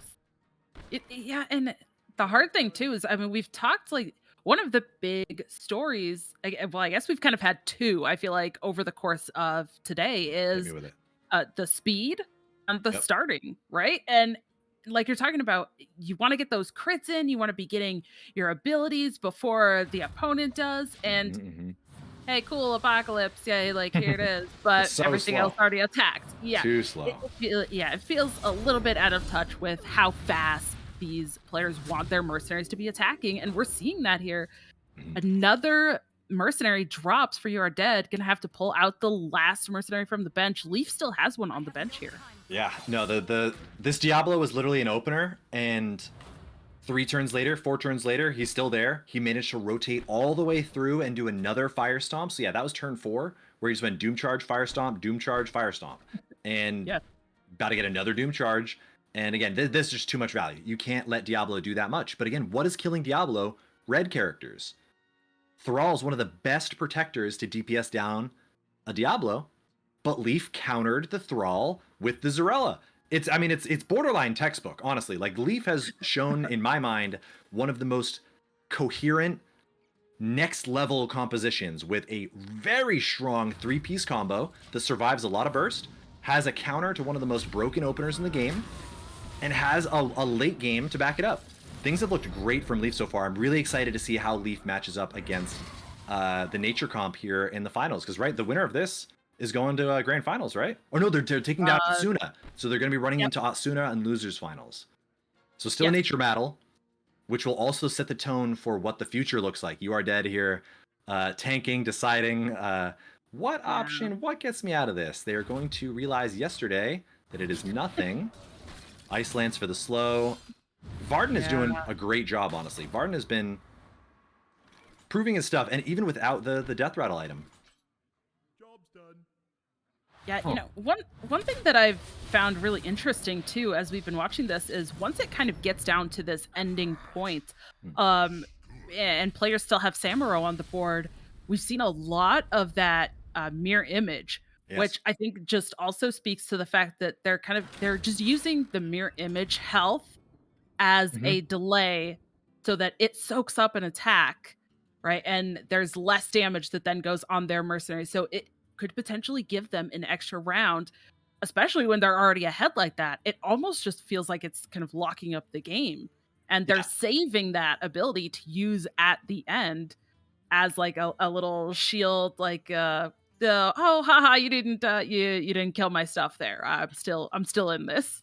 No, absolutely. The most important thing I think was that little thing at the end there where you said like it's a shield, right? Like it is it's like it's a heal, but it's such a sneakily coded heal in that sense where it does affect your life total. Retaliate damage is a real thing. We're seeing these Samuros that go down to 1, that go down to 5, and if they're forced to attack, if they only have one option to attack, they just trade off. Sure, you get a big punch, like you get to cash in that attack, but if anything, yeah, these Samuros have been making a great case for taking that Sash of Illusion as the item. I wouldn't be surprised if that actually ends up being a better item to take because of how much DPS you get from it in those late game scenarios, in those scenarios where you don't lead with Samuro, in those scenarios where Samuro can't get the double strike damage, in those scenarios where Samuro has a taunt in the way. A lot of spots where that extra 4 to 6 to 8 attack or whatever from the Burning Blade item, or whenever you attack, you get a flat attack bonus.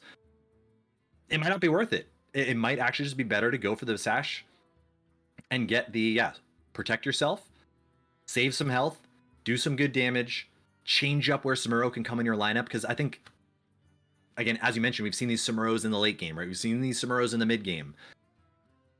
The Samuro that leads really wants to have that Burning Blade, I think, because you just want to maximize your damage. Like, I guarantee you that You Are Dead was playing with the maximum DPS output on turn 1. Guarantee those one-shots.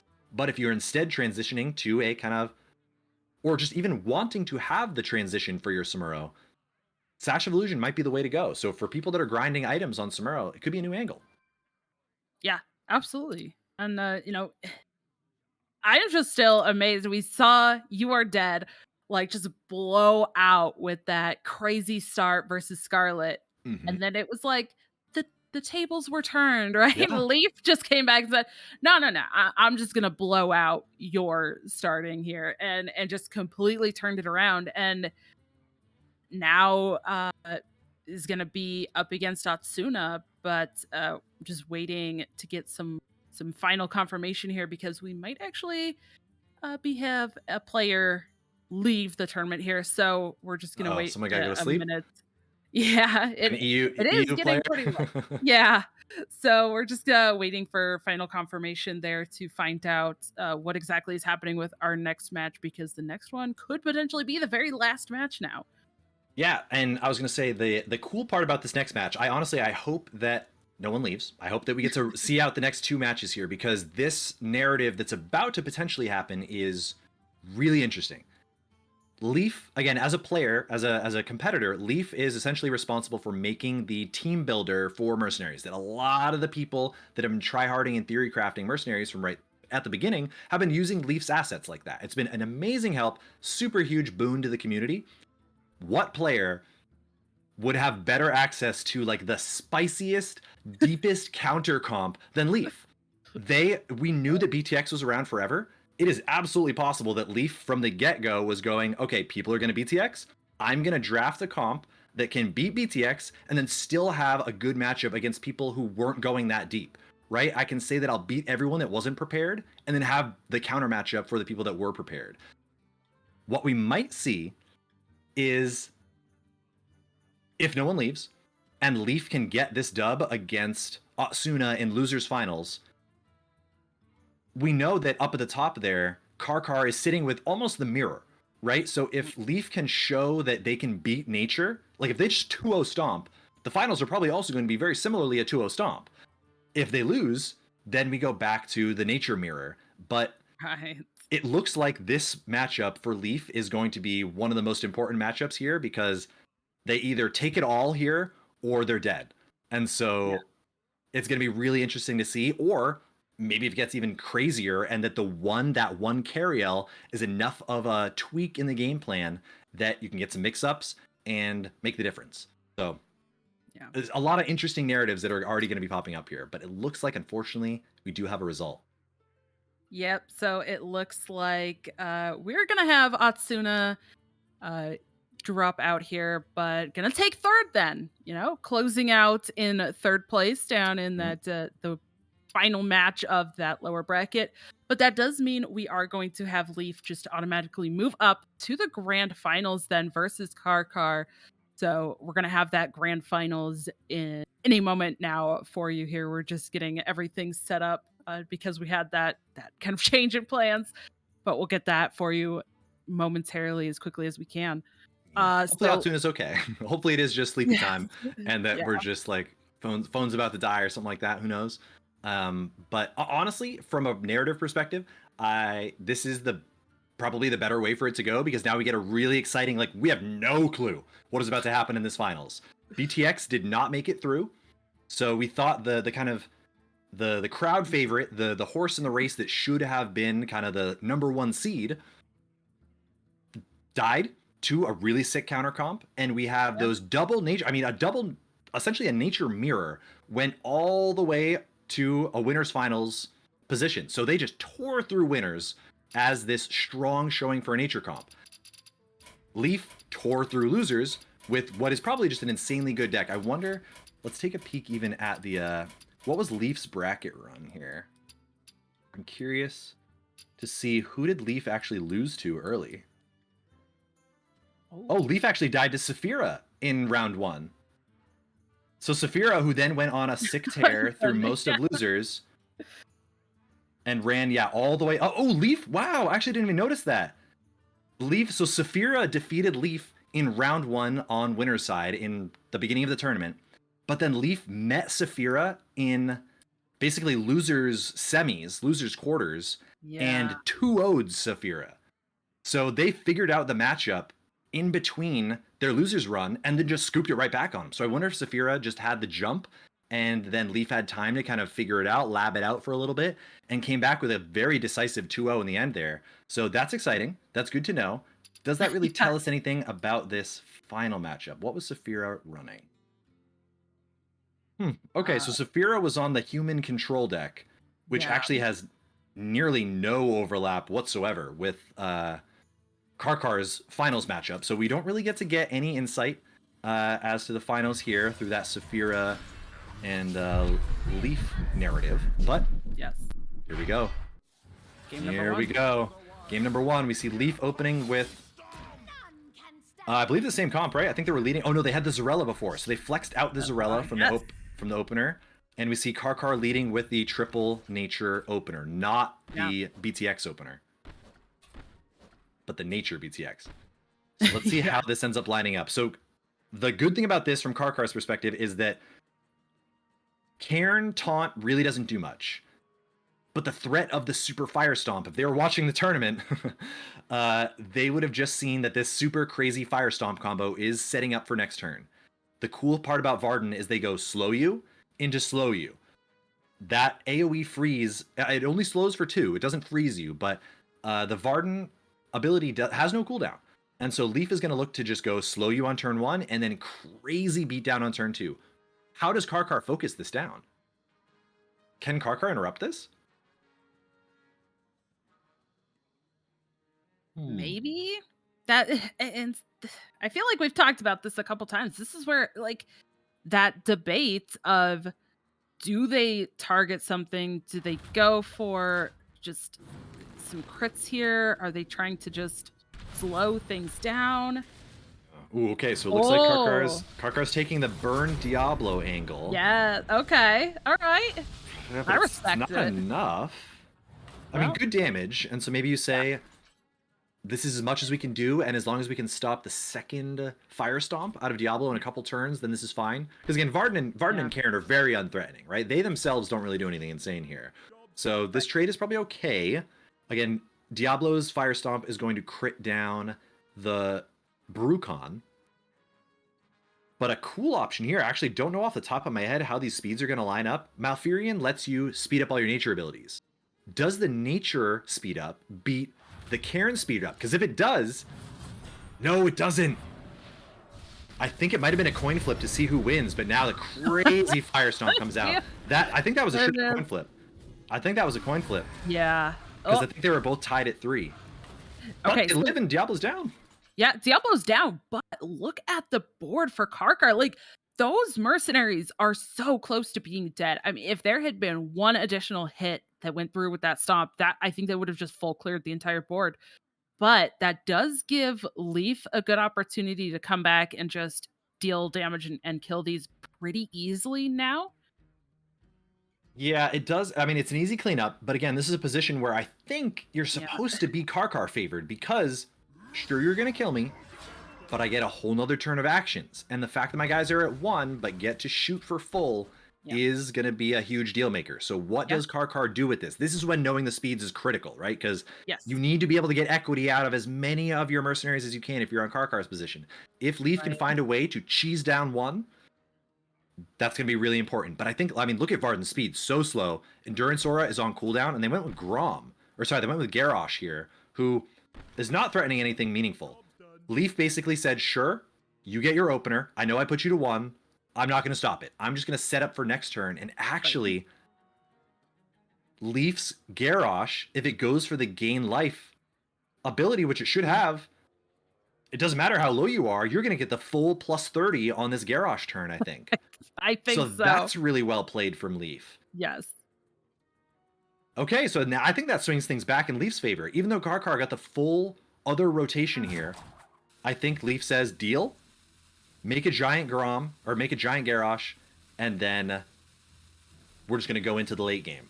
And in the late game, Leaf is still sitting on Zarella and Samuro that are in the back. And that's quite powerful. We see the roping out to kind of figure everything out here. Smart. Yeah, sheesh. there it is. 109 health. Again, you get the damage, but who cares? You get a Serpent Spite, but we're living. Earth Stomp to slow. Whoa, okay, the Earth Stomp just full clears it. Well, So- oh, Varden Okay. dies, gets no value. yeah. Not punished for not having the Death Rattle item. Max equity on the item there for the Varden. Huh. Yeah. Sure. Okay. Saving that Zyrella for last. Gonna bring Yeah, out the that is Samuro interesting. and Karkar. Last 3 mercenaries now, so nothing Yeah. left on the board. Yeah, we see Karkar's alternate lineup essentially, right? They were leading with this Right. in some matchups, and then they are having it as their backline in some matchups. The problem is here, I have no clue how this is ever supposed to beat a gigantic Garrosh. Garrosh has seemed like the premier tank minion so far, honestly, like the premier tank mercenary. 100 health for free, and then if you don't kill it, you gain another 30 2 turns later is stifling, to say the least. Yeah, and there's not really great ways for Karkar to even try to take advantage of like critical damage on it either. No. I mean, the only thing that's going to deal crit damage to it is the Zyrella, and that doesn't seem like it's going to be great. And I would figure Leaf probably wants to try to clear that pretty quickly after the Cariel goes down. But maybe Yeah. maybe Leaf goes for.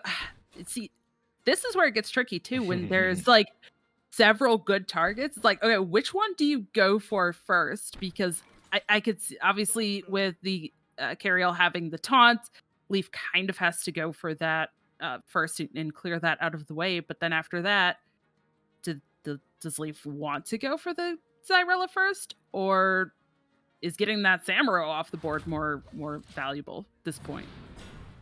Yeah, I think from Leaf's perspective, honestly, I think this is another one of those like, okay, how do I not throw? So again, they go for the Sure. the Samuro to make sure that I don't take damage. We go for the Grom or for the Garrosh to gain a ton of life.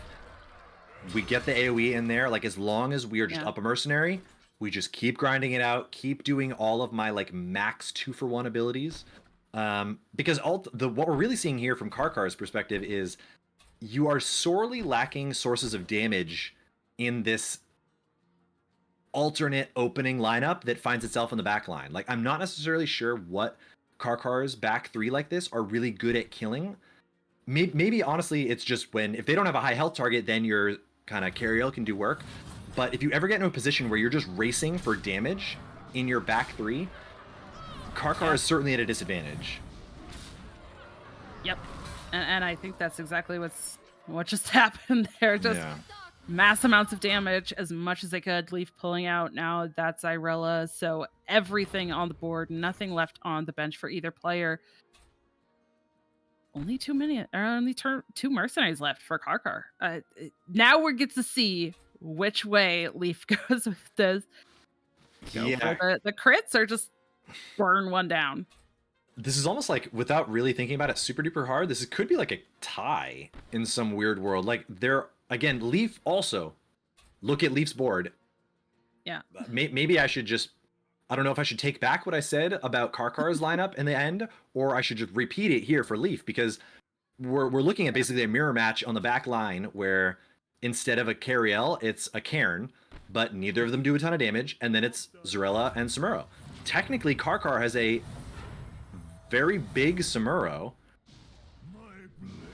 but the mirror image gets to do a lot, and the mirror image acts fast.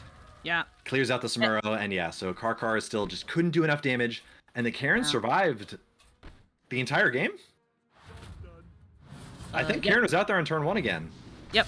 This seems to be not a legal maneuver. I don't think you're allowed to leave up any opener throughout the entire game. We kind of saw it. We saw it a little bit with Vex's Shadow Frost comp, right? Where in some of their dominating victories, they opened with a Tamsin that had this big death rattle, and you just didn't want to kill it. But if you leave it up, it's just, you just can't win. It's a lose-lose no matter what. And so if you have an opener that actually survives, just one mercenary from your opener that can actually go the distance, that tends to indicate, so it seems, that you've outvalued your opponent. And as long as you have a mercenary that can go for some good back and forths and have a good opener, and it leads into a reasonable late game, and like that's kind of the problem with Cariel, and maybe one of the upsides about both Garrosh or Cairn is they have options, right? They have huge heals, they have huge speed ups, they have huge slowdowns, they have AoEs. Cariel's very linear and seems like she's kind of forced to be played in an opening position. We'll see. We run it back in game 2 here.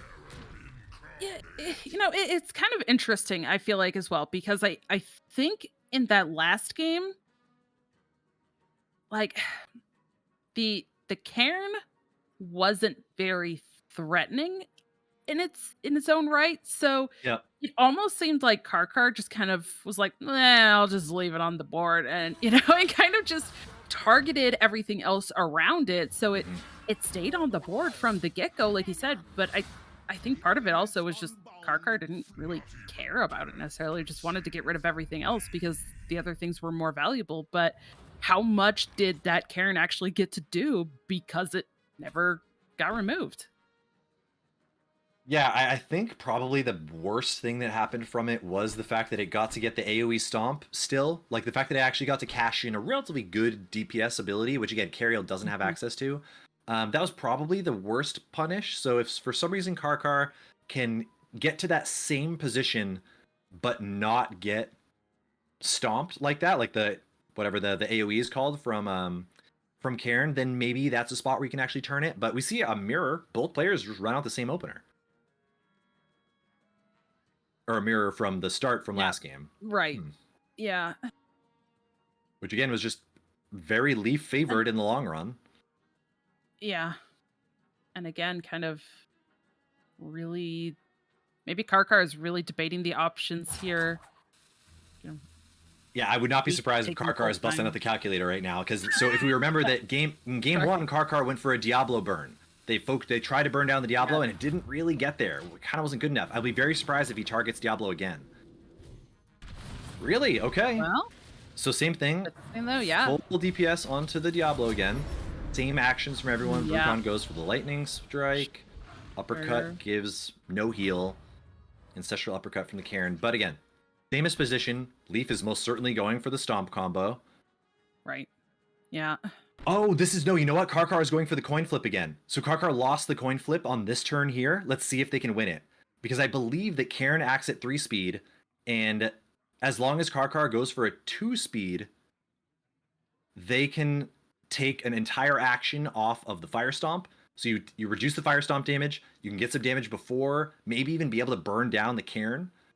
So like the Malfurion, for example, here can act at 2 speed.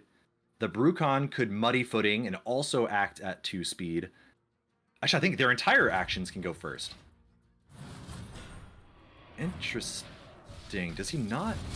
Did he just lose the coin flip again? I could be wrong. Oh, yep, he did. See? No, so they went for the 3 speed instead. I think they should have gone for the root. They went for the coin flip to see if it would work, but I believe the Malfurion's root would come out fast enough.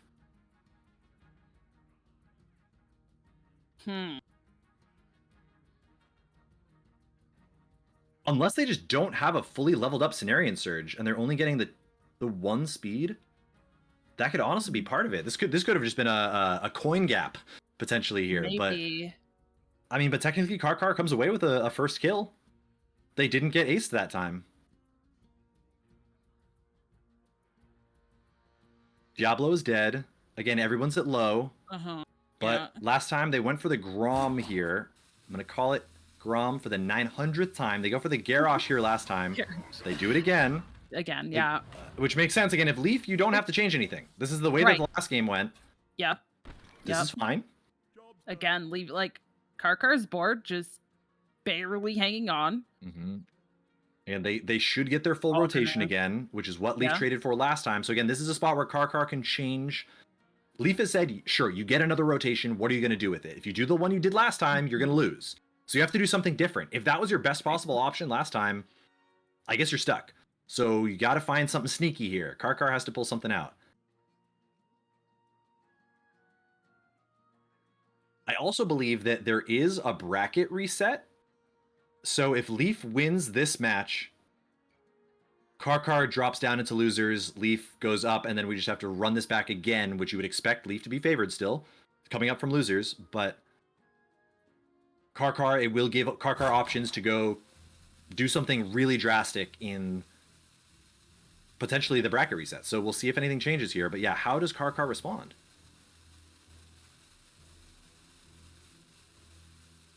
By doing something differently than what happened last game. I feel like You gotta imagine. The only... Yeah, I don't...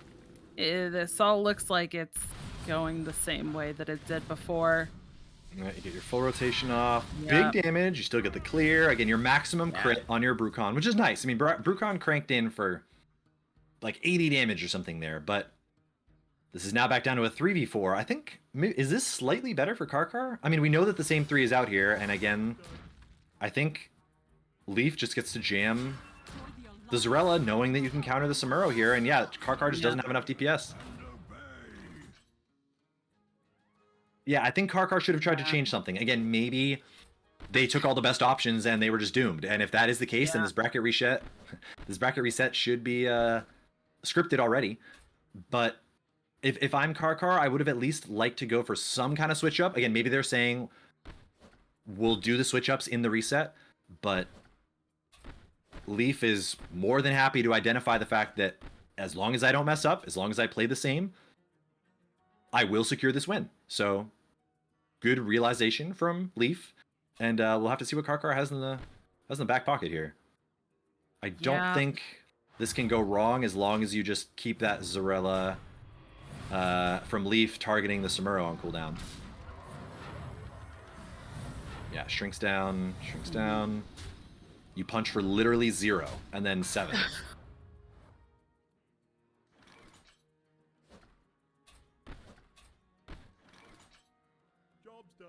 Same thing. Probably just going to see a very similar rotation. I guess Leaf, honestly, Leaf could just go for the throat here and go for another attack with the Garrosh. But again, just like last time, if you just don't lose, you're fine. So gain Yeah. 30 is still okay. Right. Yeah, it doesn't seem like it's necessary to do that. Just, yeah. Yep. He's gonna go for the taunts and health. That stomp coming in. Mirror image again. Minor attack, but Yeah. we've got a I think fully at this point, though, like, fully healed Samuro. I mean, technically Yeah. you have the taunt, like you have the Cariel that's here. Taunt is supposed to be good against Zarella Samuro. You're from Leaf's perspective, you're basically forced to go Blinding Luminance on the Job's done. you basically have to Blinding Luminance the Cariel here. I guess maybe so. This is kind of interesting. Leaf is saying no, I'm going to Blinding Luminance the Samuro just so I don't take damage. I mean, this is down to the final 3, and their Samuro does have more attack. mhm. So Leaf could either say, I'm going to double target the Cariel and make sure that I trigger the double strike on my Samuro. Let's see what they actually picked. Slightly bugged, Battle Shout, Punch, Luminance. Yeah, okay, so Luminance went to... Oh, the Garrosh actually got to attack faster. Wow, the Garrosh still being able to trigger the Samuro is nasty there. Why could that attack so quickly? Garrosh is looking at... Wow, Battle Shout is a 3 speed. Whew. Oh, yes. Leaf Yeah. truly showing some speed manipulation dominance in Yeah. this comp. I love the way that this comp has gone so far. Oh. And the crit and the crit. None of it. All right, well, technically this is a bracket reset, so Leaf running it up from losers after what should be a relatively dominant showing has showed that nope, nature is no big deal. Karkar must change their strategy or else this is going to be another Swift 2-0 and with a again dominant showing from Leaf so far, destroying the opponent that killed them in round 1 and just basically not dropping a set after round 1, including the bracket reset. Very impressive. If Karkar can't solve it. Yep. And I think so what would have to be like if you can kind of pull back what Karkar's comp was, like if you're Karkar, what are you going to try to change there?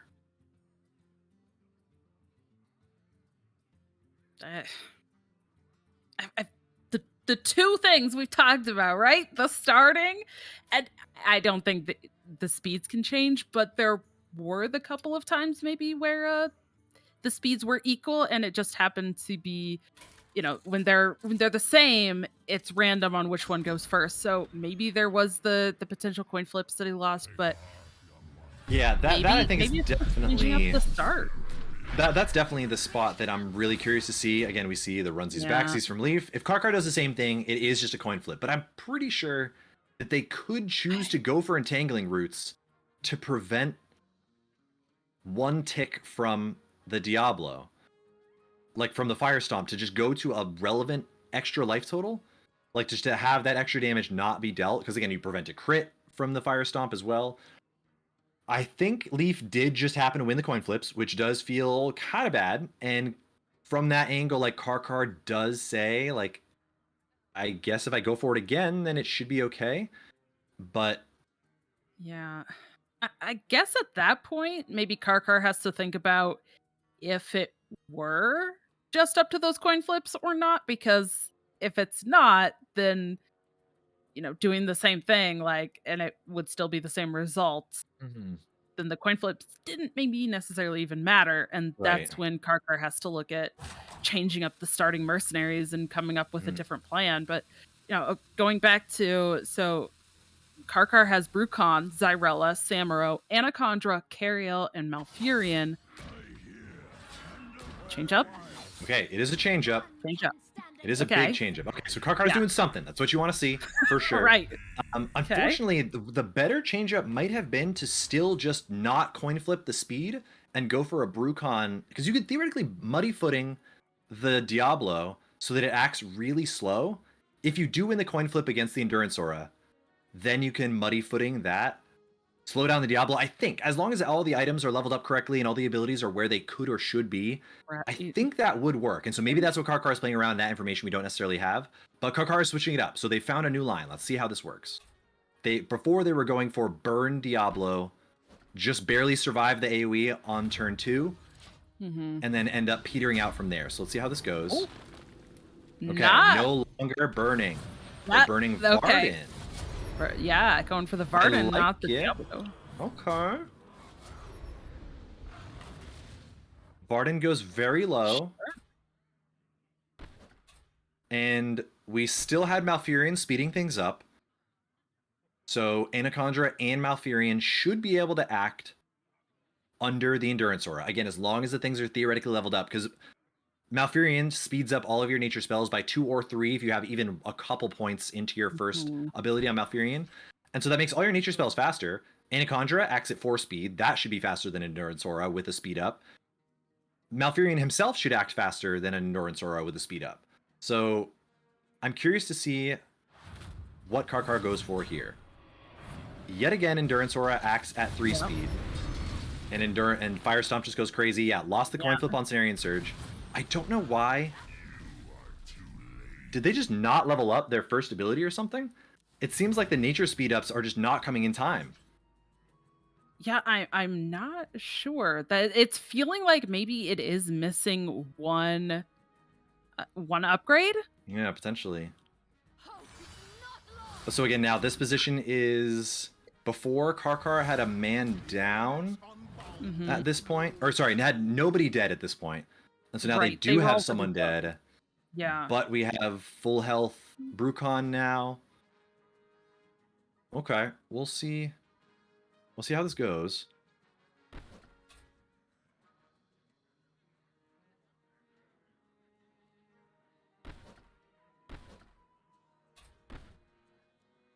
Okay. Gonna go in with the attack with the Diablo and Job's done. yeah, Blinding Luminance there. Big crit again from the... So that's been the same play pattern as well, like the Brucon just lighting everything up. A good crit here as well, but still that... God, the DPS from Cairn is looking really nice. Again, this is something that Cariel does not have, that Cairn does. And now we get to board into the Samuro. Zarella still. Oh no, that's right, the Samuro is coming much later. Okay, so this is a swap up for Leaf for the first time. This is responding to their opponent. Yeah. Okay. So... Alright. But, I mean, at least here we have 2 protectors left from Leaf and 2 casters alive on Karkar's side. So that's pretty legit. And Cariel is looking here to be able to set up a taunt to immediately block the Samuro to let your blue guys live. If your casters can survive, nuke Cairn now, and then also nuke the Malfurion. Or sorry, no, Leaf is running the... Leaf's got the Garrosh that hasn't come out yet. Garrosh? Right. Okay.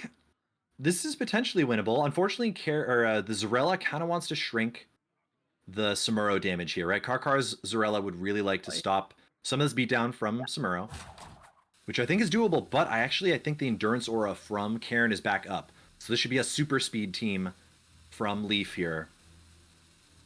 No kill. Actually, no, the Brucon could be dead to the crits from Samuro here. So we'll see what happens with Leaf and this Endurance Aura. Taunt happens first. Okay, good. So the taunt... Oh, finally Karkar wins 1 coin flip. But Leaf kind of played around it by going for the AoE instead of the punch. Well played. Yeah. Good realization of that. Again, playing around the coin flip on a certain level.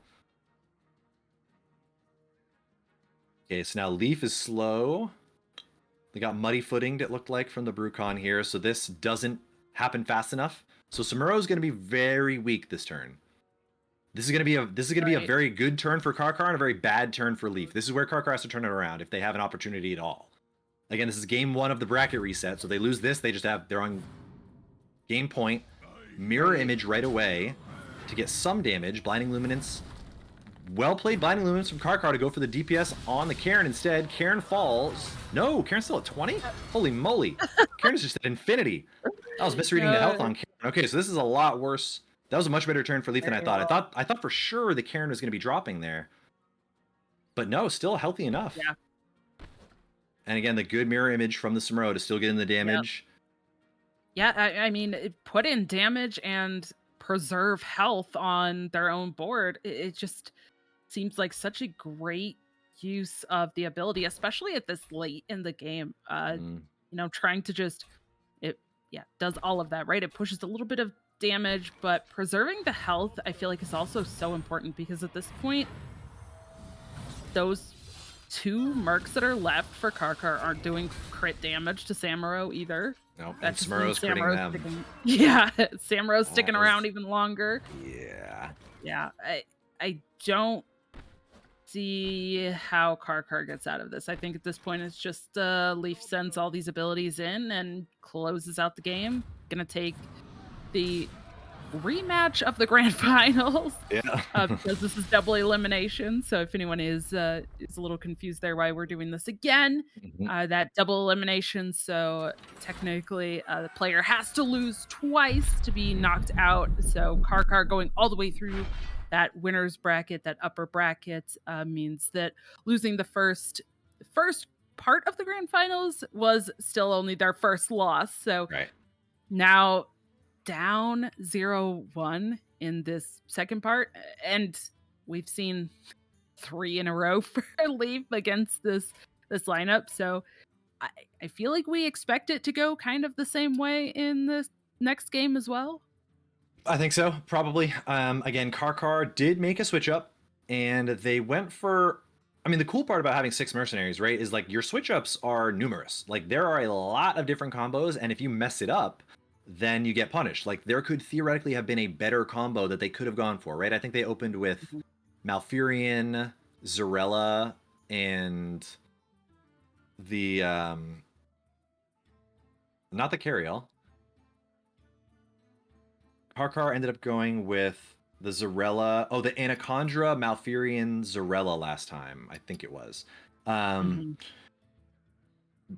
you could go very differently from that. And they probably will. Like, they probably have to, right? And again, I really wish that they could win the coin flip on that endurance aura. That has been what has been the game breaking turn here. And I think Leaf's comp would do a lot worse if you can act fast under the fire stomp on turn 2. But for some reason Karkar has not been able to string it together, whether or not it's gated by, again, abilities, being this early of a tournament, being having to choose to level up your different characters instead of the Malfurion, not getting enough Malfurion coins. This is what a day 1 tournament, day 2 tournament was going to have, right? But honestly, I have been very impressed with the competitive nature of these fights. I thought this was going to be a blowout stomp, and clearly one person just dominated everybody. Even Leaf, who's gone on a sick tear, hasn't dropped a set since round 1, including a bracket reset in the grand finals. Mhm. I think even this comp, absolutely, if you were acting fast enough or at fully leveled mercs, this comp is not just unbeatable. This is not just the GG comp. Again, this is a very good comp. Could you Yeah. play around it? Absolutely. I think it happened to have a good matchup into Karkar's comp. And so Right. the Atsuna match probably doesn't feel as bad. Like if you're Atsuna and you see this now, I think you feel a little bit better about having to drop in the losers finals there. But Sure. this is so many of these games have been very competitive, very interesting, tons of different angles to go for, tons of different Mhm. mind games. We've seen a lot of similar mercenaries, and so there are a ton of mercenaries that we're not even seeing play. We don't even know what those guys would do in some of these situations. So let's see Yeah. what Karkar does. Malfurion, Brucon, Anacondra runs out. The nature comp looks like they are going to coin flip yet again. Yeah. If they could beat the coin flip and knowingly do it, they would. So my guess is again that the numbers are just a little awry on Karkar's side because of just it being this early into a tournament. Props to both of these Right. players for doing the work that they did to get here. They just Yeah. showed that they were on the ball, right? Both of these comps are great. You cannot go wrong with both of these comps. And so we will see if Karkar can force a better position on turn 2, but so far it has been falling apart on turn 2. Yeah, and also the knowledge I feel like that these players have shown. I mean, we've watched Karkar a couple of times through that upper bracket. We've watched Leaf multiple times now, and Mhm. it really just looks like they put in the reps like you were talking about. They put in the practice, and they are very familiar with what the other mercenaries are doing or want to be doing as well, Mhm. which feels very very important. Oh, yeah. It's that potential kind of hand reading aspect of mercenaries, which is like Yeah. ability reading, I guess, Mm-hmm. more so. Mm-hmm. Mm-hmm. But that Super good parallel. anticipation, yeah, it's on point, it feels like, for these players, and it's been fantastic to see. Yeah. Okay, so there it did. Snarian Surge hit for 9 from the Malfurion. Huge crits. So yeah, so it looked like it's probably just a 1 speed up from that Malfurion damage. I'm not sure. So again, this should be the coin flip position. What is Malfurion's? Job's done. Yeah, if it dealt 9, Yeah. no, that should be a relatively well leveled up thing. I don't know how it deals 9 without it. I guess they could have. No, that should be there. So again, I mean, I suppose let's see. I think we should be seeing Malfurion. No, Endurance Aura wins again. Okay, all right, well. It looks like this is probably going to be a repeat of the other matches that we've seen so far. Yeah, runs back to Cenarian Surge. Is there ever a world where they don't have Entangling Roots? No, we've seen Karkar running out the Entangling Roots already.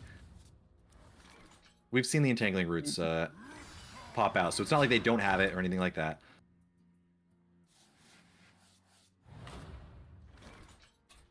Okay. Well, Yeah, looks like same same kind of deal. I mean, Yeah. unfortunately, Karkar, like if they know that they can't beat the Endurance Aura, I mean, they had to go for the coin flip, right? And I think even with the coin flip, like you were saying before, I think you're right. Even if you win the coin flip there, you save. Yeah. Your Diablo probably does 20 less damage or something like. I mean, I guess technically it's 1 stomp less at least. Right. But the Muddy Footing from Brucon should theoretically also be able to play a role if you can get it under the speed up from Garrosh. So yeah, I think I wish that we could have seen what the run out would have been if you don't get fire stomped for everything. But the way that these positions get to, I think Leaf could still afford to grind it out with the Garrosh, just gain too much life. Because the problem with Karkar's comp with this is that if your nature comp isn't just destroying people right away, and Anacondra, I think, has been probably one of the weaker elements of this comp so far, too. She's kind of just had one ability. It's been okay. Yeah. You've killed casters, but, like, your Smuro's good at that already. You can kind of tech for it. And a lot of the casters are, like, Zarellas and Vardens that can kind of survive. But Karkar's final 3 lineup like this just doesn't really threaten enough late-game positions because the Cariel just is a little bit underwhelming and is just really getting outclassed by the Protectors from Leaf's side. Yeah, and I mean, we're seeing, I think, there's only actually only 2 of the 6 are the same in their lineups, right, in their comps. Yeah, They both have which is cool. Zyrella, they both have Samuro. Mhm. But yeah, like you said, Anacondra, I mean, if you compare the roles, you're looking at Diablo for Leaf over the Anacondra for Karkar. That has been a clear difference, I feel like. Yes. The No. Cairn and Garrosh over the Cariel, huge difference. It's Mhm. just, it feels like I even feel like the Brucon has just kind of not been performing very well for Karkar in this lineup here. It felt like Or at the least in this Brucon matchup, did right? well. Right, yeah, like it it it worked well earlier when we saw Karkar play, but Mhm. against Brucon was Leaf just getting like comp, 80-point crits across the board and stuff Yeah. like that. Like Brucon was going crazy before, but yeah, this comp for And- some reason is not good enough. Yep, it's not doing enough here. Yeah, I think honestly, I've been really impressed with Brucon in my personal playing with them, and I think Job's done. part of the power of Brucon, comes from the fact that it's a mercenary that gets way better when it's fully leveled. Like when you can have your Muddy Footing that slows them down, act as fast as Right. possible, and give them maximum slow. When your Lightning Bolt is giving you the maximum nature damage, when your Chain Lightning is doing the maximum AoE, that's when Brucon is just going crazy. And maybe in this really early tournament, Brucon isn't getting there. But I think, yeah, Brucon has a lot of really interesting spots to get good footholds in matchups, and it was too slippery. Leaf's comp was just a little bit too fast. And yeah, the Brucon really kind of got toned down. And Yeah.